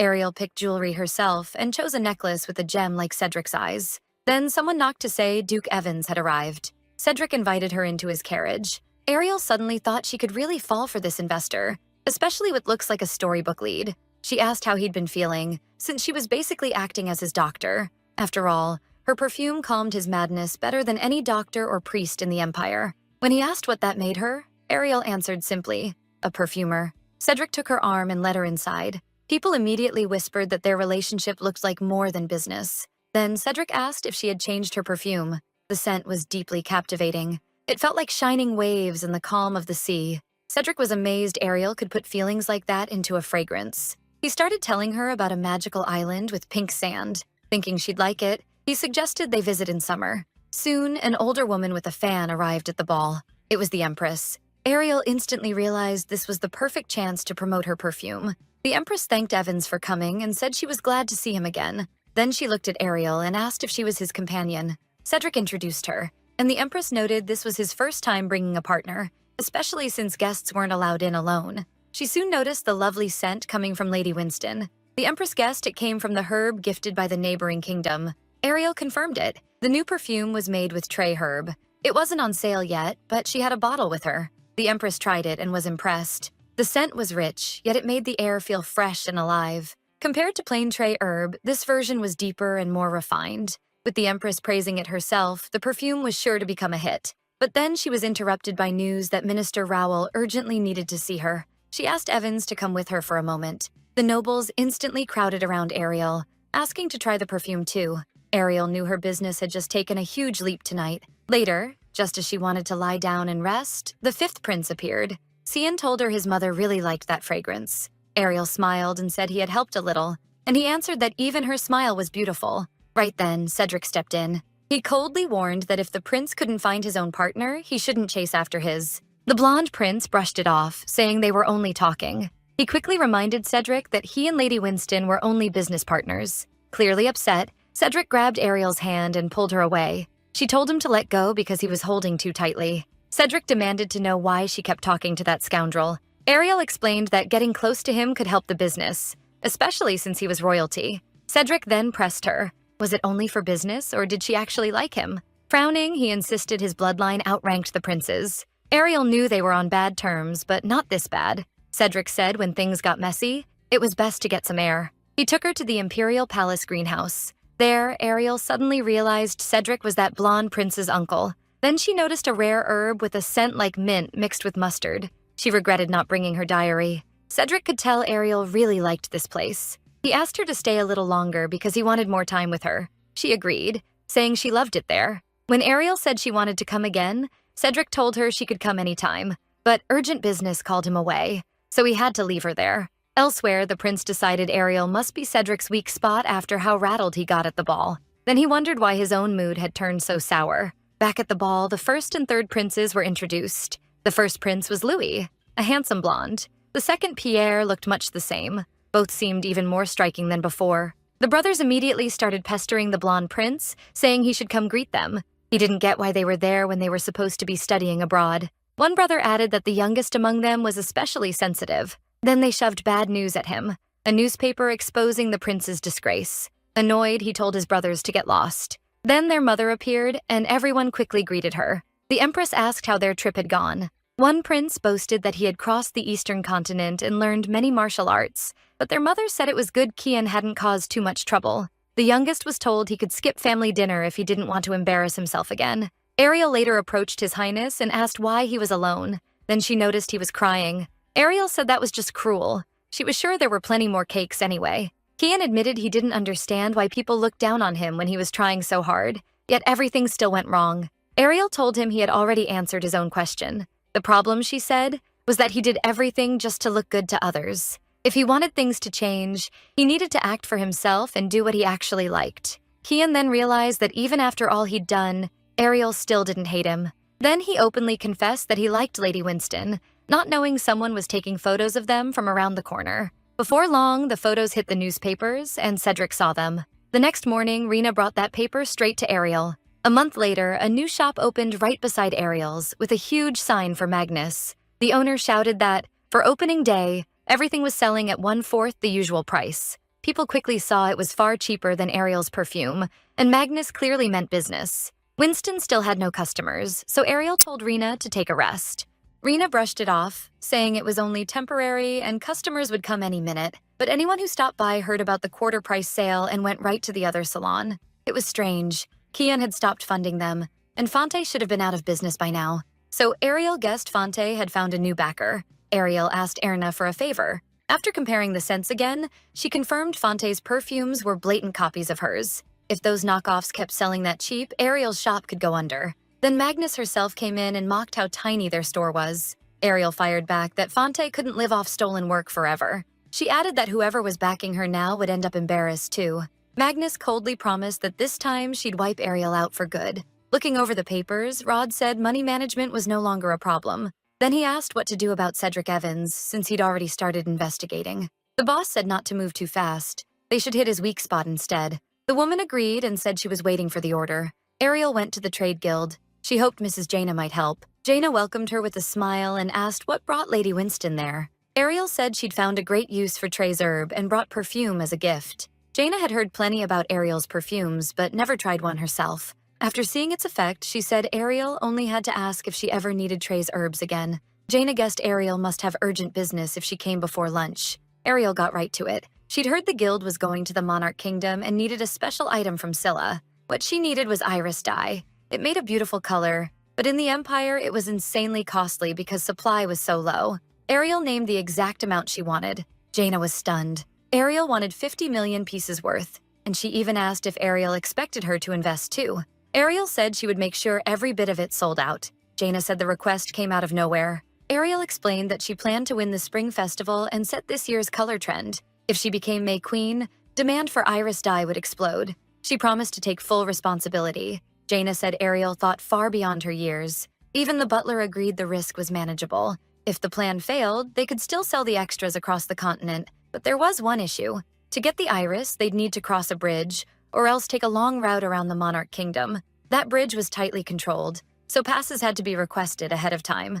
The butler said that in the past, extra money could still get you approval after the deadline, but things had become much stricter under the new ruler. That new ruler was Cedric Evans. It wasn't that he refused bribes, he was just almost impossible to reach. Ariel said she'd deal with Cedric herself. Thinking back, she realized she hadn't truly met him in person for a while. She'd only been sending Onyxia spirits. She quickly figured it was because of the scandalous article linking her to the Fifth Prince. So Ariel decided to talk to Cedric and clear it up, and asked Erna to at least help buy a gift. When Lady Winston arrived at the shop, the staff bowed and greeted her at once. Promised the best service, she started picking out a fine red outfit. The clerk praised every outfit on her and said Duke Evans would surely love them too.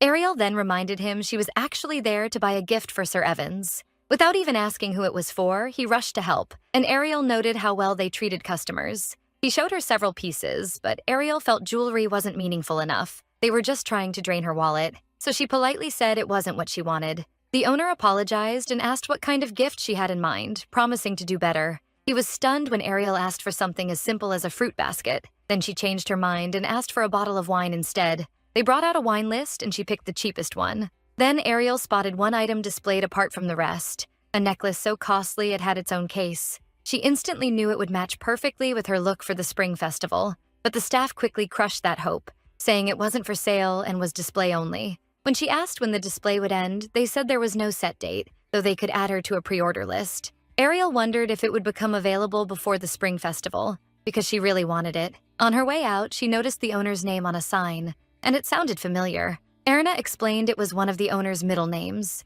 The full name was Cedric Rayner Rehit Evans. If Ariel had known that sooner, she never would have bought Cedric's gift there. Now she finally understood why Cedric's name kept showing up.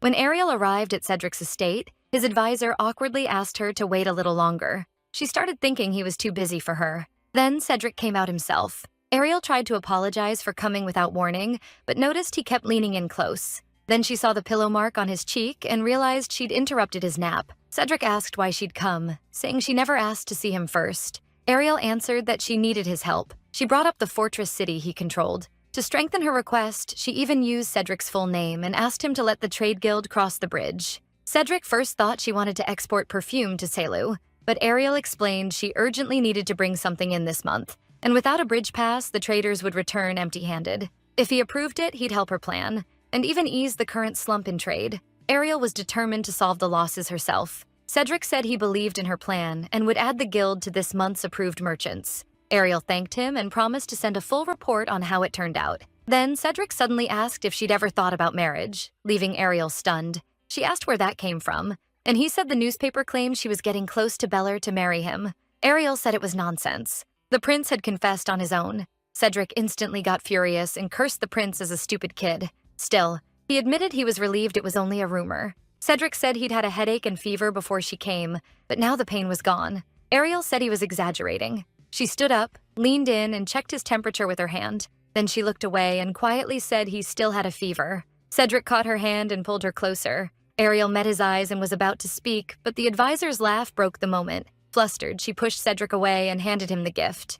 Then she hurried out, embarrassed and confused. Meanwhile, Kian kept sketching Ariel over and over, whispering that he missed her. The drawings were beautiful, with clean, careful lines. Then Kian burst into tears, regretting that he had confessed to Ariel. His older sister saw him and swore she wouldn't forgive Ariel for making him look even worse. A new fragrance filled Ariel's room, and Rena finally recognized the scent of iris. She'd never smelled anything so elegant before. Proudly, Rena declared they were sure to win the spring festival. Then she handed Ariel a small case, saying it had been delivered for her, even though Ariel hadn't ordered anything. When she opened it, she was shocked to see that same necklace. The note inside was in Cedric's handwriting. The girls talked about how a new face would appear this time instead of Charlotte. Then Ariel Winston arrived at the festival, the girl everyone called hot-tempered. But seeing how elegant she looked, the other ladies warmly welcomed her. A strange, lovely floral scent surrounded her. Smiling, Ariel offered the noble ladies a try of her new perfume. Made from iris, it had a refined scent that gently brought out a noble woman's charm. Everyone loved it, and questions poured in about where they could buy it. Then Princess Lena arrived. The girls whispered that only a newcomer could be this bold. She was being far too forward. Lena immediately said Ariel could never become May Queen because her dress color was too expensive to ever become a trend. Ariel bowed, thanked the blonde princess for the lesson, and said she'd heard Lena was very generous. Then Ariel said she'd heard something interesting, that this time the trade guild had visited the port of Sela, known for its rare goods. She said the guild would soon announce a bulk purchase of iris dye. Since few merchants bring iris from far away, that purple-blue shade costs a fortune. Ariel explained the price wasn't due to rarity, but supply problems. The lady was stunned by the sudden huge shipment. Ariel said they brought plenty of dye, so she went all in on purple from head to toe. The nobles quickly figured that if Countess Gilbert said it herself, the supply had to be real.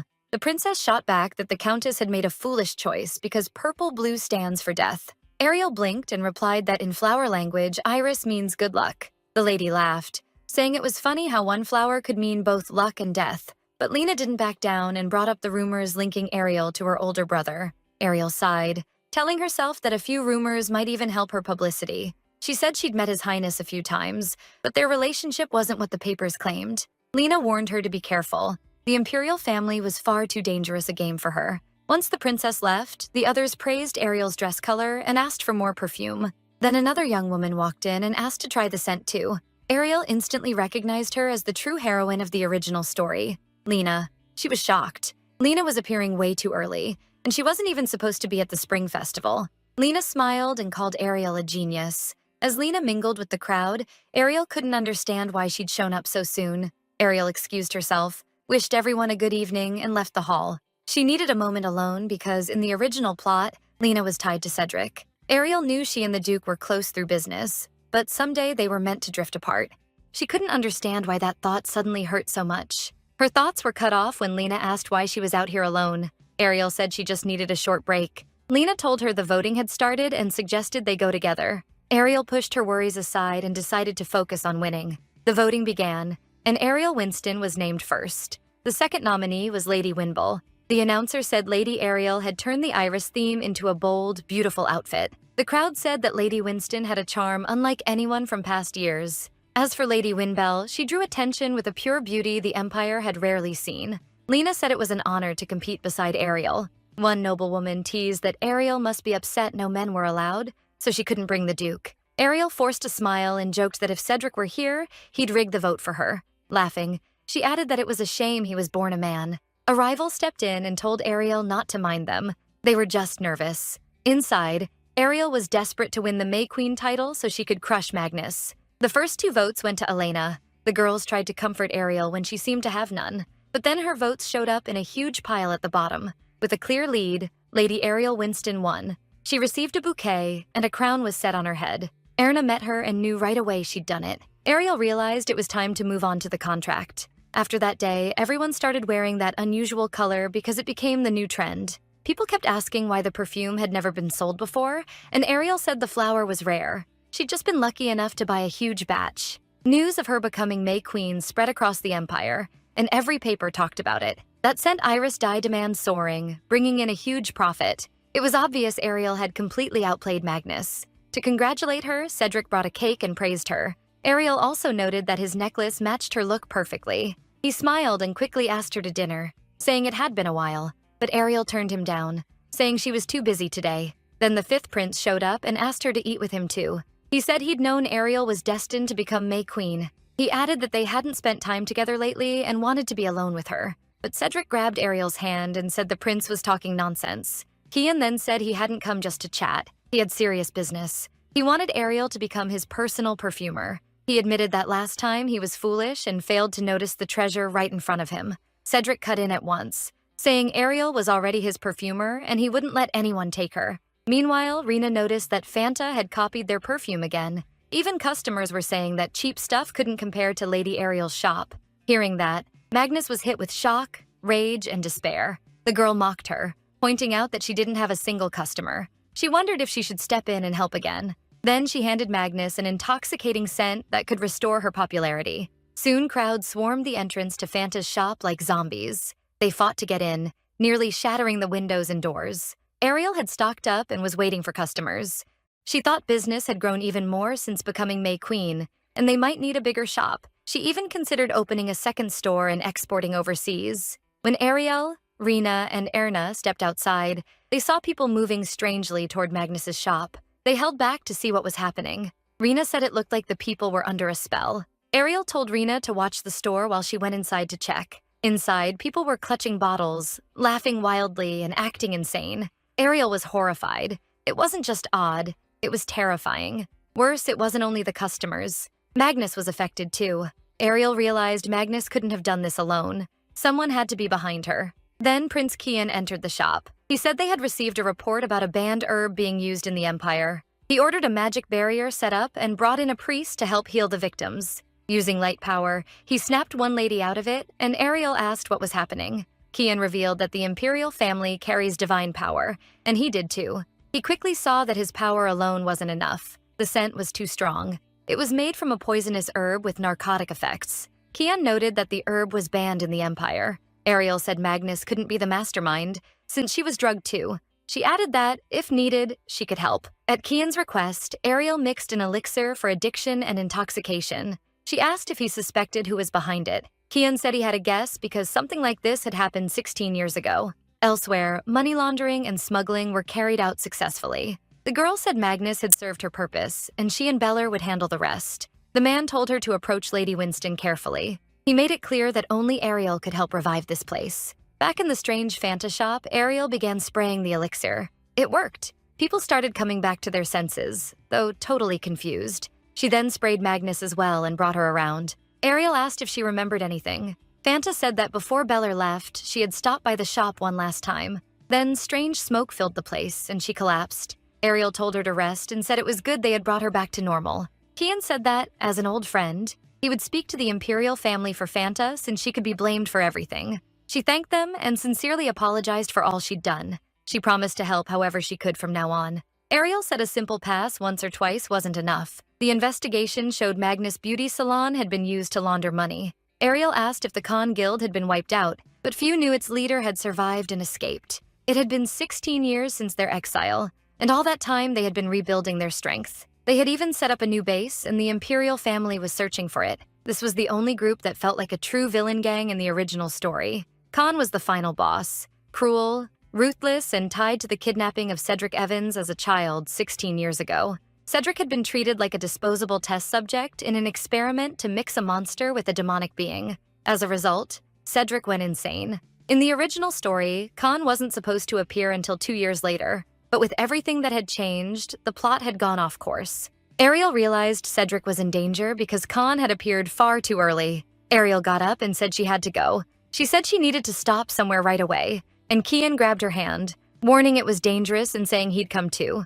Winston told him she wasn't someone who needed guarding, and she could go by herself. The prince guessed she was going to see the Duke, and Ariel asked why that mattered to him. He said that proved Mr. Evans was exactly her type. Ariel quickly denied it. Kian just smiled and called her out, pointing to her red ears. Ariel brushed his hand away and repeated that she had to leave. She went to see the Duke and asked Rick if Cedric was inside. He asked what brought Lady Winston there so late, but Ariel was busy checking how Cedric looked. She glanced at Rick and asked to speak with Cedric alone. Ariel said it was late, but this was important. She asked if he had heard that the Khan Information Guild was back. Cedric's face hardened, and he asked where she heard that. Ariel instantly realized Kian would be in trouble if she told the truth, so she only said the group had a terrible reputation. She knew that out of everything Cedric had suffered, the Khan Guild had hurt him the most. They left him with madness, pain, and deep fear from his childhood kidnapping. In the original story, their return drove Cedric mad with rage. Cedric asked what had her so lost in thought. She said it was nothing, just that even if he seemed fine now, his madness could get worse later. Ariel knew he needed the one person who could heal that madness, and that person who was meant to be by his side was Lena. She realized the main heroine was important for Cedric himself. Cedric asked if she wanted to tell him something. Ariel put on her doctor voice and said he had to report even tiny health changes to his family doctor, Ariel Winston. Then she asked if his pulse had been faster lately. Cedric smirked at how seriously she was acting like his doctor. He said he felt the same as always, but still pointed out that she cared about him. Ariel couldn't stop thinking that one day he would naturally meet the main heroine. What tormented her was whether she could stay by his side until then. Cedric offered to walk her to the shop entrance, but Ariel refused, saying it was just around the corner. Later, Cedric thought about the Khan hiding in the underground sewers, and how building a base there meant they were starting up again in the capital. He asked if they had found anything tied to the case from 16 years ago. He said the Khan were living up to their name by causing trouble again. Just the thought of human experiments. That was what caused the madness. During the attempt to fuse him with a demonic being, the blessing from baptism stopped working. That was why even divine power couldn't heal Cedric. An employee said it was still only a guess, but there was more. Ariel Winston appeared to be a successful prototype. If she had also been a test subject, that explained a lot. Then her strange abilities may have come from that experiment, and there had to be a reason they chose her. Suddenly, Cedric had an attack and struggled to breathe. He collapsed and slowly started losing consciousness. As he faded, memories came back of being locked in a cage with Ariel. But the moment he thought of her, the pain eased. Most likely, she had become like the scent of Onyxia to him. Then construction suddenly began at Winston's perfume shop. Customers were shocked to hear it would close for 3 months. Ariel explained she was expanding and asked everyone to wait for her return. It had already been a year since the shop first opened. With the shop under construction, Ariel came to stay at the palace for a while. The maids chatted about how she had recently become the May Queen and how popular her perfume had gotten. Then her father burst in to greet her, saying it had been too long. He asked how the imperial ball went. Ariel said the empress loved her perfume. Unlike some people, she added that she also won the spring festival, and now customers were pouring in, especially since Duke Evans had invested even more in her salon. Her father said he was tired of hearing about her May Queen victory, because his daughter was amazing, and he couldn't be prouder. Later, Ariel sat in her room thinking of ways to deal with the Khan. They might try the same thing again, so she had to be ready. For now, she decided her biggest job was protecting Cedric. The problem was, she still didn't know when he would meet the main heroine. So Ariel started making antidotes based on what she knew about the Khan from the original story. But her work brought failure after failure, plus explosions and accidents at her desk. When another batch blew up, she admitted it was a complete disaster. She had thought chemistry alone would be enough, even without divine power. So Ariel lured Kian in with desserts because that was the easiest way to get him to help. Then she suddenly asked about his divine power. He explained his older brothers were busy, so he had to handle things himself. Ariel thanked him for helping before, since things wouldn't have been solved without him. Kian also hurried to apologize for suddenly confessing to her and for acting badly out of jealousy. But Ariel had a big favor to ask about that intoxicating scent. She knew the Khan Guild was behind it and wanted to be ready for anything. For that, she needed his divine power. Kian said the Imperial Palace feared the same thing, and he'd help however he could. Ariel smiled and said she'd contact him soon then. But Kian stopped her again and said he'd help if she made him a perfume. Her father was stunned to see His Highness visit his palace. Kian explained he came because Lady Winston had agreed to make him a perfume as an old favor. Her father eagerly reached for a handshake and bragged that his daughter was the finest perfumer around. Then Ariel and Kian headed to the lab while her father happily celebrated her growing ties to the imperial family. Ariel said they first needed to decide what kind of scent Kian wanted. Meanwhile, the fifth prince was busy thinking that being in her lab meant she trusted him enough to let him into the place she cared about most. Ariel asked if he had any favorite scents, but in his head he was already saying his favorite was Lady Ariel's own scent. In reality, Ariel just had him try several options and pick what he liked. As expected, the blonde prince had clear tastes. Then she asked what image he wanted the perfume to give him. He didn't think long. He wanted to seem worthy of the imperial family.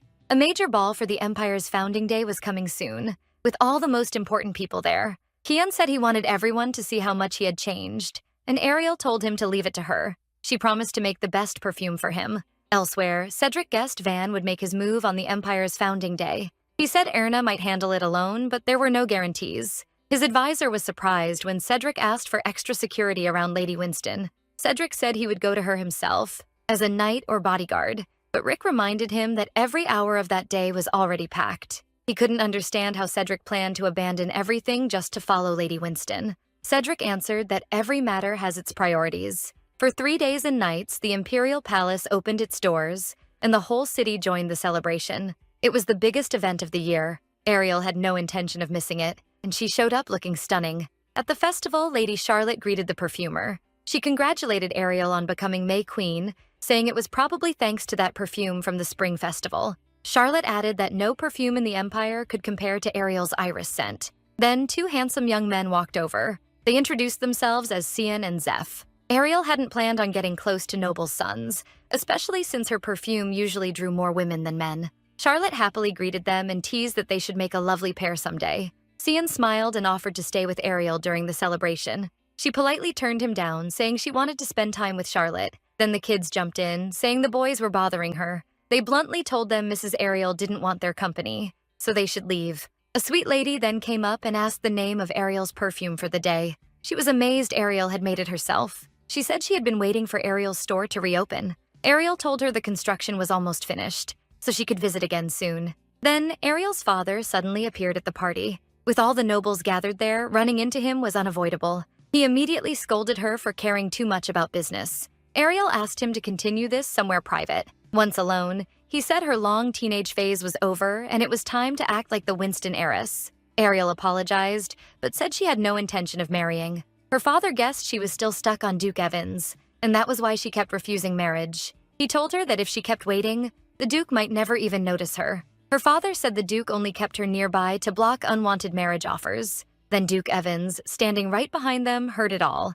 Ariel knew that if she was seen with the Duke again at the ball, people would start talking. She told her father not to worry. She would handle her own marriage and still inherit the Countess title. He might still see her as a foolish young girl, but she was the only heir to the Winston estate. Ariel returned to Evans and asked what he wanted. Cedric first asked if he could have this dance with her. The room quickly filled with gossip over whether Winston and Evans were together again. Cedric never used to show Ariel much interest, but feelings can change fast. Lately, the two were always together when they got the chance, and they looked good side by side. Cedric told her to call him anytime she needed a dance partner. Ariel thanked him, but said he couldn't come to every ball just to dance with her. He brushed it off as simple, gentlemanly manners. When the imperial family arrived, even the Empress noticed Ariel had come in with Cedric again, but Ariel calmly said they had only just run into each other. The Empress admitted she actually wanted Ariel's advice. With the season changing, she needed new flowers for the imperial courtyard garden. For Ariel, being asked by the Empress herself was a huge honor. She explained that irises are fairly easy to grow, and their color matches Beller well. The Empress said she hadn't cared for irises before, but the princess had grown fond of them lately. She often complained she couldn't believe she had lost to a foreign flower. The Empress thanked Ariel and told her to wait for another invitation. Ariel took the chance to focus on business and promote her perfume. A man carrying expensive wine bumped into a blue-haired girl and spilled it. She quickly apologized, saying she still wasn't used to crowded events like this. He asked if she was hurt and offered to fetch more drinks. Liana bowed and introduced herself to the Duke, saying she had arrived in the Beller Empire only a few months ago. She added that she might soon appear officially at the palace. Cedric was confused. He hadn't heard about any foreign guest. Then he caught a warm scent from her that felt strangely familiar. Ariel thought business was hard, but it was worth it. Now even foreign nobles were giving her their cards. These days, everyone in the Empire was talking about Ariel. One man came up and asked if she was the maker of those amazing perfumes. Ariel was glad she came to the Founding Day ball. This might even help her business reach other countries. Then a red-haired man approached, drawn by the iris scent, and Ariel started advertising her perfume again as its fame kept growing. But he surprised her by correctly saying she had mixed iris with geranium. Ariel was stunned when he explained that geranium's strong scent cancels out lancewood. He called it a smart choice. Since lancewood is a very unusual herb, even a tiny amount can erase the smell of many other herbs. He added that he liked that herb scent too. Just touching it, he said, can wipe out every other smell around it. Then he explained its special trait. It works especially well in making intoxicants. At that moment, Ariel realized this man was tied to her past. She couldn't understand why he was bringing up intoxicants. Ariel knew that topic meant danger, so she chose not to react. Seeing her uneasy face, the man laughed it off and said he was only joking to get closer to her. He said he preferred the scent of beautiful flowers over dangerous ones. Then he asked if she had ever visited the port city of Silla, where the last spring flowers were in full bloom. The red-haired man offered to take her there to see it herself. With him standing too close, Ariel felt she had to refuse. Still, he insisted it would be lovely to talk about scents in a place like that. The fifth prince stepped in and ordered him to release her hand. He sharply demanded to know what the man thought he was doing in the imperial palace. From his red hair alone, the prince guessed the stranger was foreign. The man said he was from Sendora, and the prince replied that everyone he'd met from there had a clear accent. The stranger answered that there are always exceptions. Then he knelt, kissed Ariel's hand, and said he'd be waiting for their next meeting. Kian asked if this kind of thing happened to her often, and Ariel said it did sometimes. She smiled, realizing the prince had come out just to help her. Ariel teased him with a smile, saying she was surprised he could be this cool and helpful. He proudly said his makeover had worked and that he'd been wearing her perfume every day. The way people looked at him had changed a lot. Now people smiled at him, praised him, and seemed to like him. Even his mother had praised how he handled Magnus's case. Kihan happily said that thanks to Ariel Winston, he had finally become useful. Then he gently held out his hand and asked her to dance. She agreed out of courtesy, and the two began to dance. As they waltzed, the prince noticed their scents had mixed together. He said he was curious about this new fragrance they had made. After leaning in, he murmured that Ariel smelled wonderful. Then he asked what she thought of him now. He wanted to know if she felt he had changed. The scent around him was deeply charming. Lost in thought, Ariel failed to notice the girl behind her and bumped into her. She fell and covered her face, starting to cry softly. Then Ariel realized she had fallen right onto the fifth prince. He asked if she was hurt while everyone around them stared. Watching this, Cedric understood the prince's feelings weren't just rumor. He meant to marry her. Cedric suddenly asked for tomorrow's meeting to be cancelled. Maybe because of Founding Day, the city was packed with festival crowds. Erna asked Ariel if she planned to go to the ball that night. Ariel said she had more important things to do than attend a ball. In the middle of the street stood a crystal elephant that looked almost alive. Erna joked that if they could take its scales, they'd sell for a fortune. He quickly explained that it sheds them on its own, and people simply collect them. The price depended on the condition, but even then they were expensive. A moment later, Ariel ran into Cedric at the festival, and he looked worried. He immediately asked why she was roaming the city instead of being at the ball. When she asked why he had rushed over from the palace, Cedric said he came to enjoy himself. Ariel noticed a tent with festival gambling games that only appeared on Founding Day. She suggested they try rainbow roulettes together. Cedric briefly took her snack to check if it was safe. After seeing the coloring was natural, he gave it back. Cedric guessed she was taking a break from work. Sometimes people need a day to relax. Ariel agreed, but said she wasn't there for fun. She had come for the open auction, which was about to start. Still, Ariel kept her real reason secret. After enough questions, she finally gave Cedric one clue: sperm whale. He tried to figure out what she planned to buy. The auction began, and the prices were immediately outrageous. Cedric proposed a game, guess the final bid, and whoever got closer would win. Ariel said a bet like that needed stakes. Cedric suggested the loser grant the winner one wish. Ariel agreed, as long as it wasn't too expensive or took too much time. He asked what exactly she considered too much. Ariel said they could decide that together if it came up. She was a little uneasy, but she didn't think Cedric would ask for anything too crazy.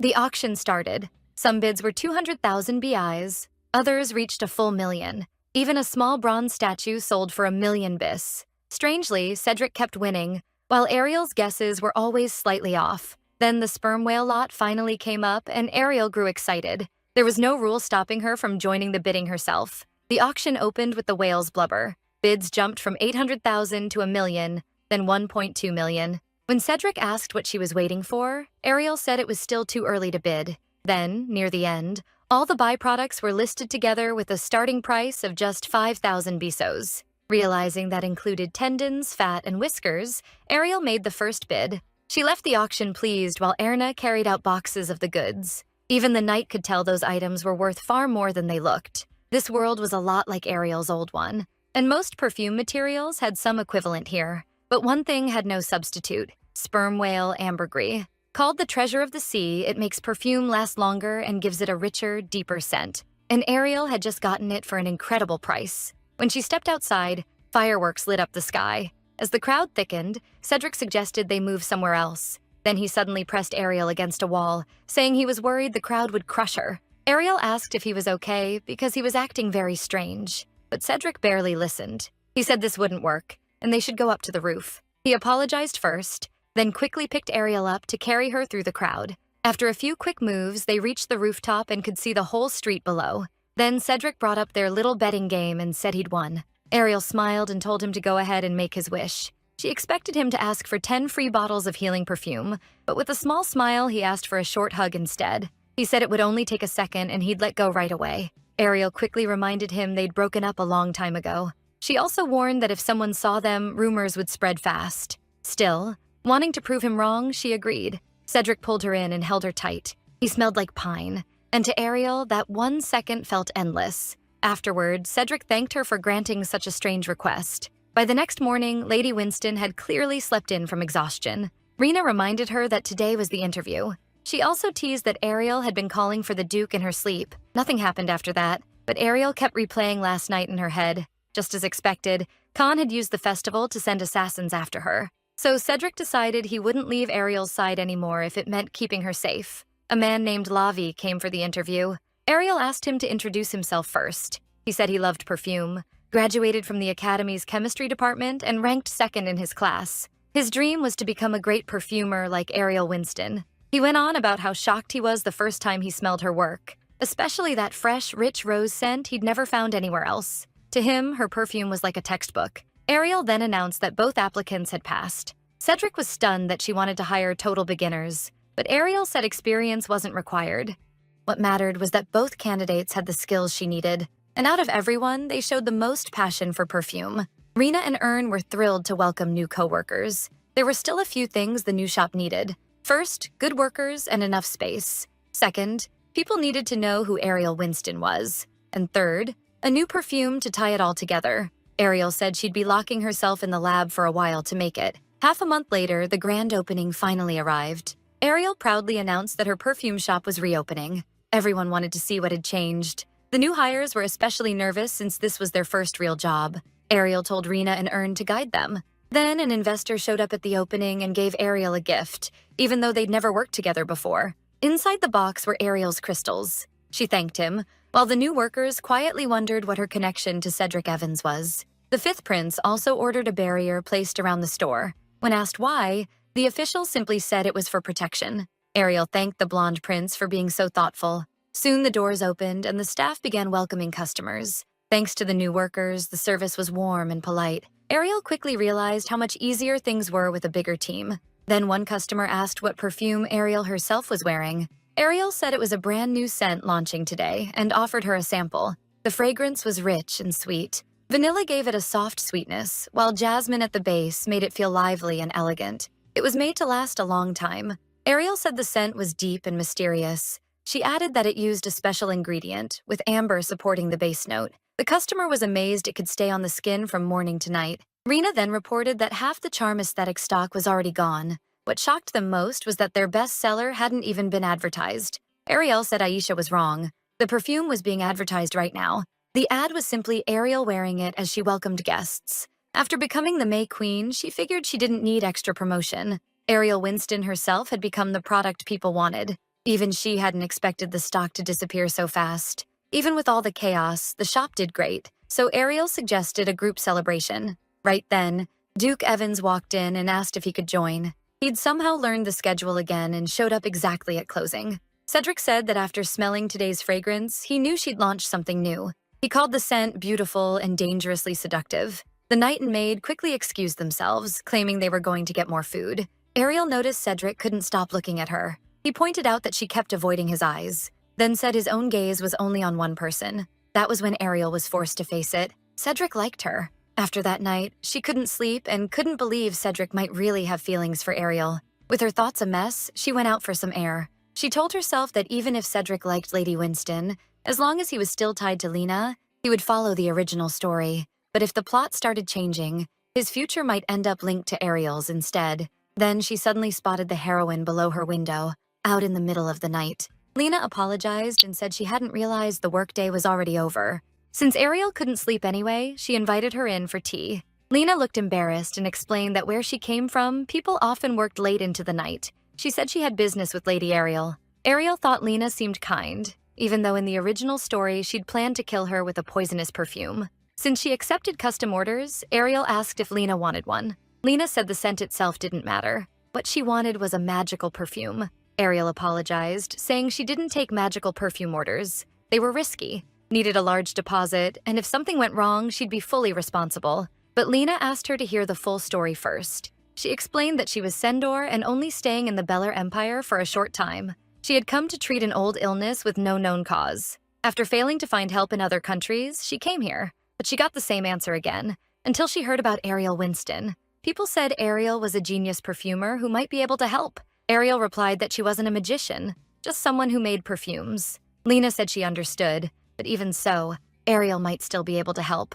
Ariel didn't remember Elena ever acting like this in the original story. But then again, the heroine would always try to help if she could. Ariel said she might not be able to cure the illness, but she could try easing the symptoms. Lena said she'd send the deposit tomorrow and then took her leave. After she left, Ariel wondered if she had only imagined the changes. Maybe the original story still couldn't really be altered. The girl went to the dungeon and promised she'd get Theo out somehow. Then Ariel headed to the only place in the Empire where holy water flowed. Ern explained that people came there to heal and purify themselves, and priests used the holy water for blessings. Ariel wanted to use it to make a perfume that might ease Elena's pain, but to use holy water properly, she needed a blessing first and had to go up the path. At the top, priests were blessing visitors. One blessed Ariel in the name of the goddess of fate, Selena, granting her peace and calm. He added that the goddess would light her path and bless her always. Then Ariel realized the one giving the blessing was actually the fifth prince, who asked what she was doing there. He said they were short on people,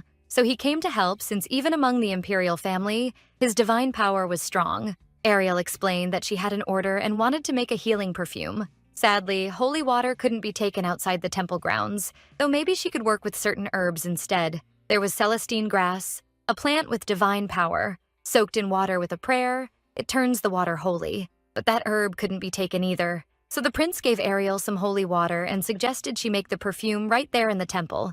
Ariel thanked him and said she'd brought all the other ingredients just in case. She put the perfume together quickly, though only because she'd already spent so much time researching it. Then Ariel noticed Sasha and Eileen nearby. Sasha wasn't feeling well and had come for a priest's blessing. Ariel said she was there to make perfume. She used Lily of the Valley as the base and added holy water for a blessing effect. Then she handed Sasha the bottle and sprayed the fresh perfume on her. Sasha's fever dropped at once and breathing became much easier. Ariel was pleased to see it working. The fifth prince was stunned. He'd never seen ordinary perfume do anything like that. Ariel explained that the effect would only last 3 to 4 hours, but it could still be helpful. The prince suggested making more and giving it to people in need. It would ease the priest's workload and help those who couldn't easily reach a church. Ariel promised to make as much of the healing perfume as she could. She explained that she'd mixed holy water with magical herbs that relieve pain. She also used the Mayflower, Lily of the Valley, for its light scent. When Lena tried the perfume on herself, she found it much easier to breathe. She explained the perfume wouldn't cure Elena, but it could ease her pain a lot. Elena held Ariel's hands and promised that once she returned home, she'd spread the word about her perfume. Ariel looked away, thinking this might also save her brother. She went straight to his cage and woke her little brother. He asked where she'd been, and she said she had errands to handle. Lena gave him the perfume and said it would help with the pain. She called it a pain reliever made by the Empire's finest perfumer. She told him to use it every 4 hours, then whispered that she'd secretly poured some out for him, and he had to hide it well. Then a girl suddenly showed up and asked what they were doing. Researcher Kana said she had come in without the leader knowing, and warned that the girl might tell on them. She took the perfume and asked if it actually worked. The girl said this would make their experiments much easier. The leader told Fila to report anything unusual. That night, there was an official dinner with the kingdom, so he said they needed to get back to the palace before it was too late. They reminded Elena to get close to the right people. His obsession ran so deep that during the last founding celebration, he dealt with all the mercenaries himself. Luckily, Evans killed them before their boss could get any answers from them. They laughed at how the Duke kept throwing decency aside, and the informant asked to handle him. Elena told him he could rely on her. Evans thought it was a good day. Too bad the weather didn't match. Cian heard they had special guests from that woman from there. Evans said he thought Elena was wearing the same perfume as Lady Ariel. The fifth prince admitted he used to hate Cedric for being good at everything, but now he was actually thankful for him. At the imperial dinner, the Duke met the heroine again, and Lena said fate had brought them together once more. Cedric said her perfume seemed familiar, and that's why he remembered her. Strangely, the heroine said she didn't wear perfume, yet the Duke still caught a scent he knew. She told him she had met Ariel Winston at the Spring Festival. The Duke said he invested in Ariel and was impressed from the moment he saw her business plan. He knew her talent would make the shop a success, though even he hadn't expected results this big. Elena started to worry that she had crossed paths with Ariel again, because following the plan might make him dislike her instead. She quickly went to greet the prince and princess of the ball. Kian instantly guessed she might be using a scent similar to Ariel's. She said she'd really wanted to meet them both, and mentioned that the prince had once run his own business. She added that she couldn't wait for Ariel's perfumes to reach her kingdom too. The prince proudly showed off the perfume Ariel had made just for him.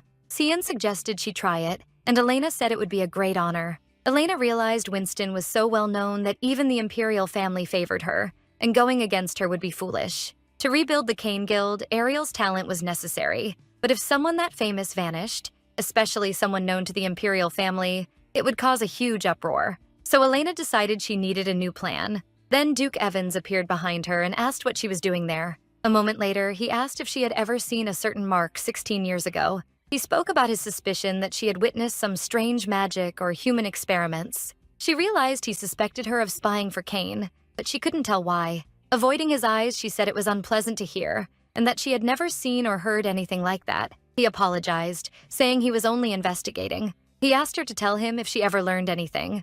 Evans still remembered the smell of the place where he had been locked up 16 years ago. Cedric was certain Elena carried that same scent. He reviewed all of Lady Elena's documents, but everything checked out. His advisor also confirmed her identity was real. The only strange part was that her younger brother vanished when they were children. Rick said that when she was 8, she disappeared with her brother and came back alone a few weeks later. It was also known that Kane kidnapped young children for human experiments. If Winbell's brother became one of Kane's test subjects, then Lena may have joined Kane after escaping to save him. Even so, Cedric still couldn't understand one thing. Why risk sneaking into the palace? She might be a key accomplice, so the Duke ordered a full investigation. If it uncovered something important, Cedric might learn why Kane was so obsessed with Lady Winston. Then he might find a way to stop this madness. Rena reported that Ariel had received an invitation from the Imperial Palace, from Princess Lena. It was great news, since the princess was inviting a perfumer to her birthday ball. Ariel nervously thought about what gift to prepare.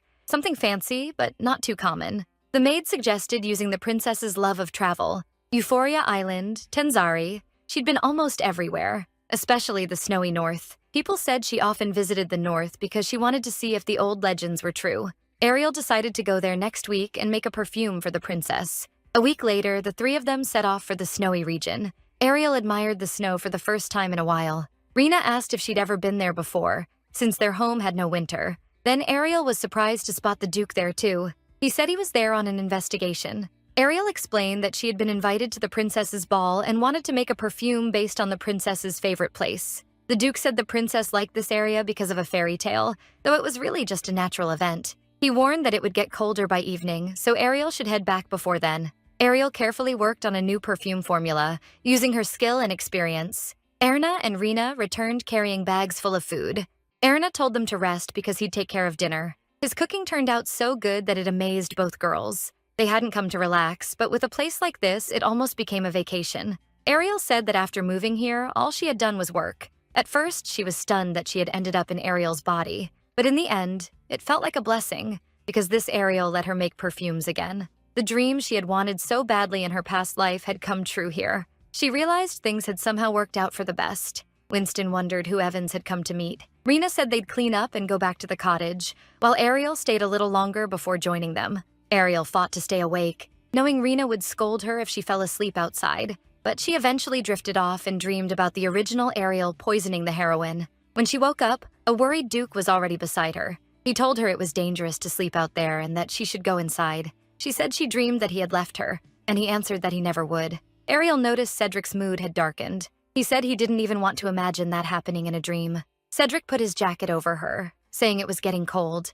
Ariel realized the warmth was what woke her. She asked if he had really stayed beside her the whole time. The Duke said he couldn't just let a lady catch cold. Seeing her asleep alone, Evans thought it was too dangerous to leave her there. Worried she'd freeze, he moved closer to warm her. Ariel admitted she was still cold, so the Duke pulled her into a tight hug to warm her with his body heat. She knew she shouldn't let herself get swept away by this man, but her feelings blurred her judgment, and when her ex kissed her, she couldn't push him away. She apologized for not resisting at all. Then the northern lights appeared, and he said Aurora had decided to show herself. Ariel caught a lovely scent, and Cedric said it came from a single flower. The flowers began to glow, and Ariel said it was incredible. The scent felt like lily, jasmine, and iris blended together. The Duke explained they bloomed only at dawn when the northern lights appeared. This was the phenomenon known as the Fairy of Aurora. That scent brought back memories of becoming May Queen and opening her new shop. Just one breath of it woke those happy moments. The princess had said she wanted to relive her childhood memories. Now Ariel knew exactly what gift to make. The man asked whether Elna had managed to charm the Duke, but she admitted she hadn't gotten closer to him at all. She had only made him more suspicious. She said she kept trying to talk to him, but he ignored her and turned away. She apologized for failing the plan. He got angry, grabbed her chin, and said he thought a pretty face would be enough to win the Duke over. Then he said that if not, Elna was useless. She quickly said the Duke would be at the princess's birthday dinner, and she'd try again there. But he shut that down and said Phil would give her new orders in the morning. The day of the princess's birthday ball finally arrived. Ariel was told that His Grace the Duke had already arrived. He told her she looked especially beautiful today. Then he gave her a small gift, saying she should accept it as thanks since he had escorted her several times already. Cedric asked if she had picked the gift herself. When she answered, he smiled and said the color was beautiful. Ariel felt embarrassed when the Duke took her hand, especially after their kiss. Ariel started telling herself last night had just been a mistake. At the ball, the princess welcomed them and teased that they had shown up together again. Ariel offered her congratulations, saying the Empire was lucky the princess was born. The princess was happy they came and told them to enjoy the night. Cedric went big and gave her gold bars as a present. The princess said she would put them to good use. Then Ariel decided to show what a real birthday gift looked like. Everyone finally understood why she had disappeared for days. She had been making a new perfume. The fifth prince noticed Elena in the palace again. He decided to watch her closely, just in case. Ariel kept staring at Cedric, even while trying to pull herself together. Then a doctor came in and quickly apologized for interrupting. Cedric told him to examine Ariel's ankle. The doctor confirmed there was nothing wrong, just like Ariel had said. That made her realize she had only wanted an excuse to kiss him. Cedric said it was a relief that the injury was minor. Then he asked her for another dance. Ariel thought a face like his should be illegal, but then she remembered Cedric had said he wanted to talk. He told her he felt calm whenever she was near, and at first he thought it was only his madness fading. Now he knew the truth. He liked Ariel Winston. But before he could finish, Ariel rushed out of the hall. She couldn't believe she hadn't seen it sooner when every moment had made it obvious. Cedric caught her and asked her not to run, but Ariel said she wanted to be honest with herself, and she couldn't do that beside him. She tried to explain, but he cut her off with a kiss. Cedric told her not to worry. To him, Ariel was the main character. She wondered if she could really change the story's path. What mattered most was whether Cedric would love her true self, not just the role she had in the plot. Ariel decided she would never know unless she acted first. Things would be fine. The story had already begun to change. Now she wasn't just Ariel Winston, a side character, but a girl from the real world. Then Ariel suddenly vanished, and strange smoke flooded the room. Cedric knew right away this attack was Can's doing. Rick shouted that they had to get out fast because something was very wrong. Cedric ran outside, where the prince rushed over and asked what had happened. He explained that someone had hidden paralyzing smoke devices all through the palace. At a set time, they went off and released the gas. The guards were already using a neutralizer to control it. Their suspect was Elena, who had been wandering the palace acting harmless. And since she also appeared at the official event between the kingdoms, it was clearly planned. When they questioned her about who sent her, she kept saying she knew nothing. Cedric said his investigation suggested Can might be holding the Windbell family hostage, forcing Elena to obey. After she and her younger brother were kidnapped and only Elena came back, his location had stayed unknown. Cedric had recently shown her Canna's mark, and her reaction made it clear she recognized it.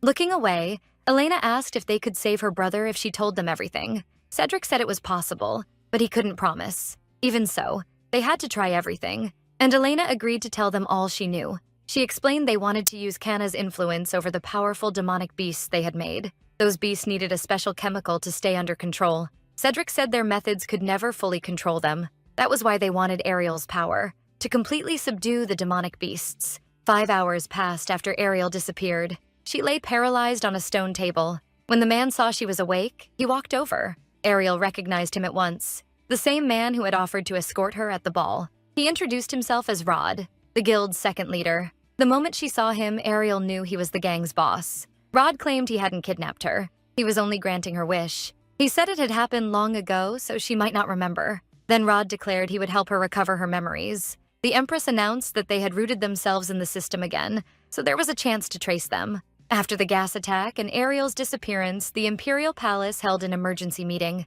Cedric declared he would lead his forces at once and crush Khan completely. The Imperial Guard joined the Evans Knights and infiltrated the base. Inside, they were swarmed by demonic beasts. There was no end to them, and the fifth prince took command himself. Deep inside, they found a huge garden growing onyxia. Then the giant crystal powering the flowers began crackling and sparking. They had failed again, but this time the chance of creating the creature was high. They even praised the result, saying the second subject had chosen the ducal family and they were sure it would work. Ariel began remembering the time she and Cedric were locked up together as children. Seeing how badly he was hurt, she offered to treat him. She had a miracle medicine her mother made, and it really did heal young Cedric. Her mother had been the Empire's greatest alchemist, able to make almost anything. But Ariel hadn't seen her mother since ending up in this place. After a carriage accident, she opened her eyes and found herself there. Cedric had been brought there too after his carriage was attacked. He said they were both now in the kidnappers' hands. Ariel said they should escape together as soon as they could. They were experimenting on Cedric, and their notes said he had the highest magic compatibility. Test subject number 6 had died from magic toxicity. The red-haired boy asked his father to let him take part in the test. Even through all that pain, Ariel kept easing others' suffering with her mother's elixirs. The kids realized Can were complete monsters for torturing children for a whole week. Ariel said escaping with her mom would be best, the 3 of them together. The redhead laughed it off and called himself the future second lead. Then he said he knew where her mother was and told her to follow him. Those memories stabbed Cedric with a thin, sharp pain. The crystal looked ready to explode from all the magic packed inside. Cedric tried to protect the girl helping him. Grabbing a crystal shard, he stepped in front of the redhead. Cedric told the prince he remembered everything and now knew who had kidnapped Ariel. Ariel remembered it all too, even finding her mother's dead body. After that day, they forced her to make perfumes for their experiments. The evil boy kept pushing her, saying she would never leave that place. Smirking, he told her she belonged to him. Ariel remembered that they wanted to use her in her mother's place. They had also tried to remove Cedric so she would be tied to him alone.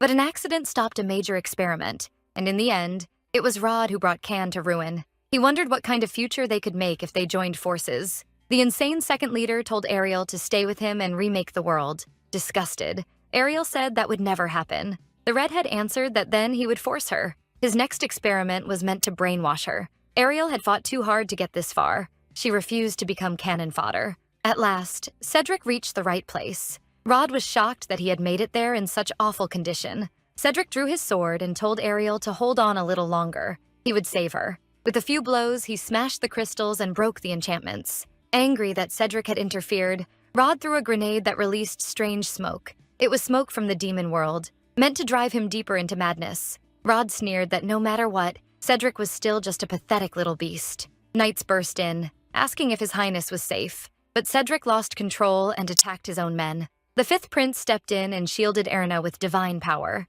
He begged Cedric to come back to himself, saying it mattered not only for him, but for Lady Winston too.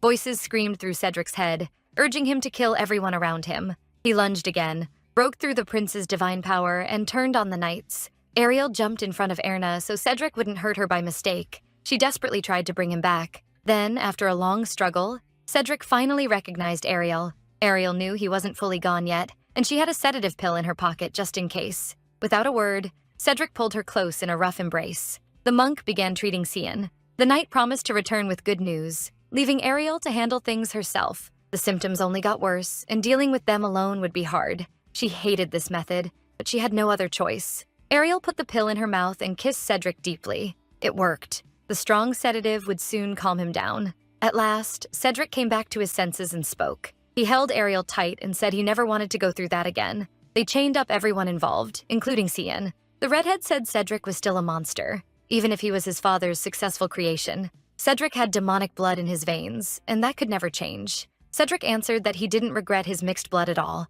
Yes, it had side effects, but it also gave him great power. With that strength, Cedric said he could tear anyone apart like a rat. Ariel asked how to completely erase the side effects of human experiments. Rod called her naive. No one in this world could cleanse a blackened soul. Once a body had mixed with demonic blood, it could never go back to what it was before. Ariel's face tightened in frustration when she realized she still didn't have the answer she wanted. Evan said he doesn't care anymore. He's already found where he belongs. Red insisted she just wants a normal life, making perfume like any other merchant. Now, though, she can get things she never could before.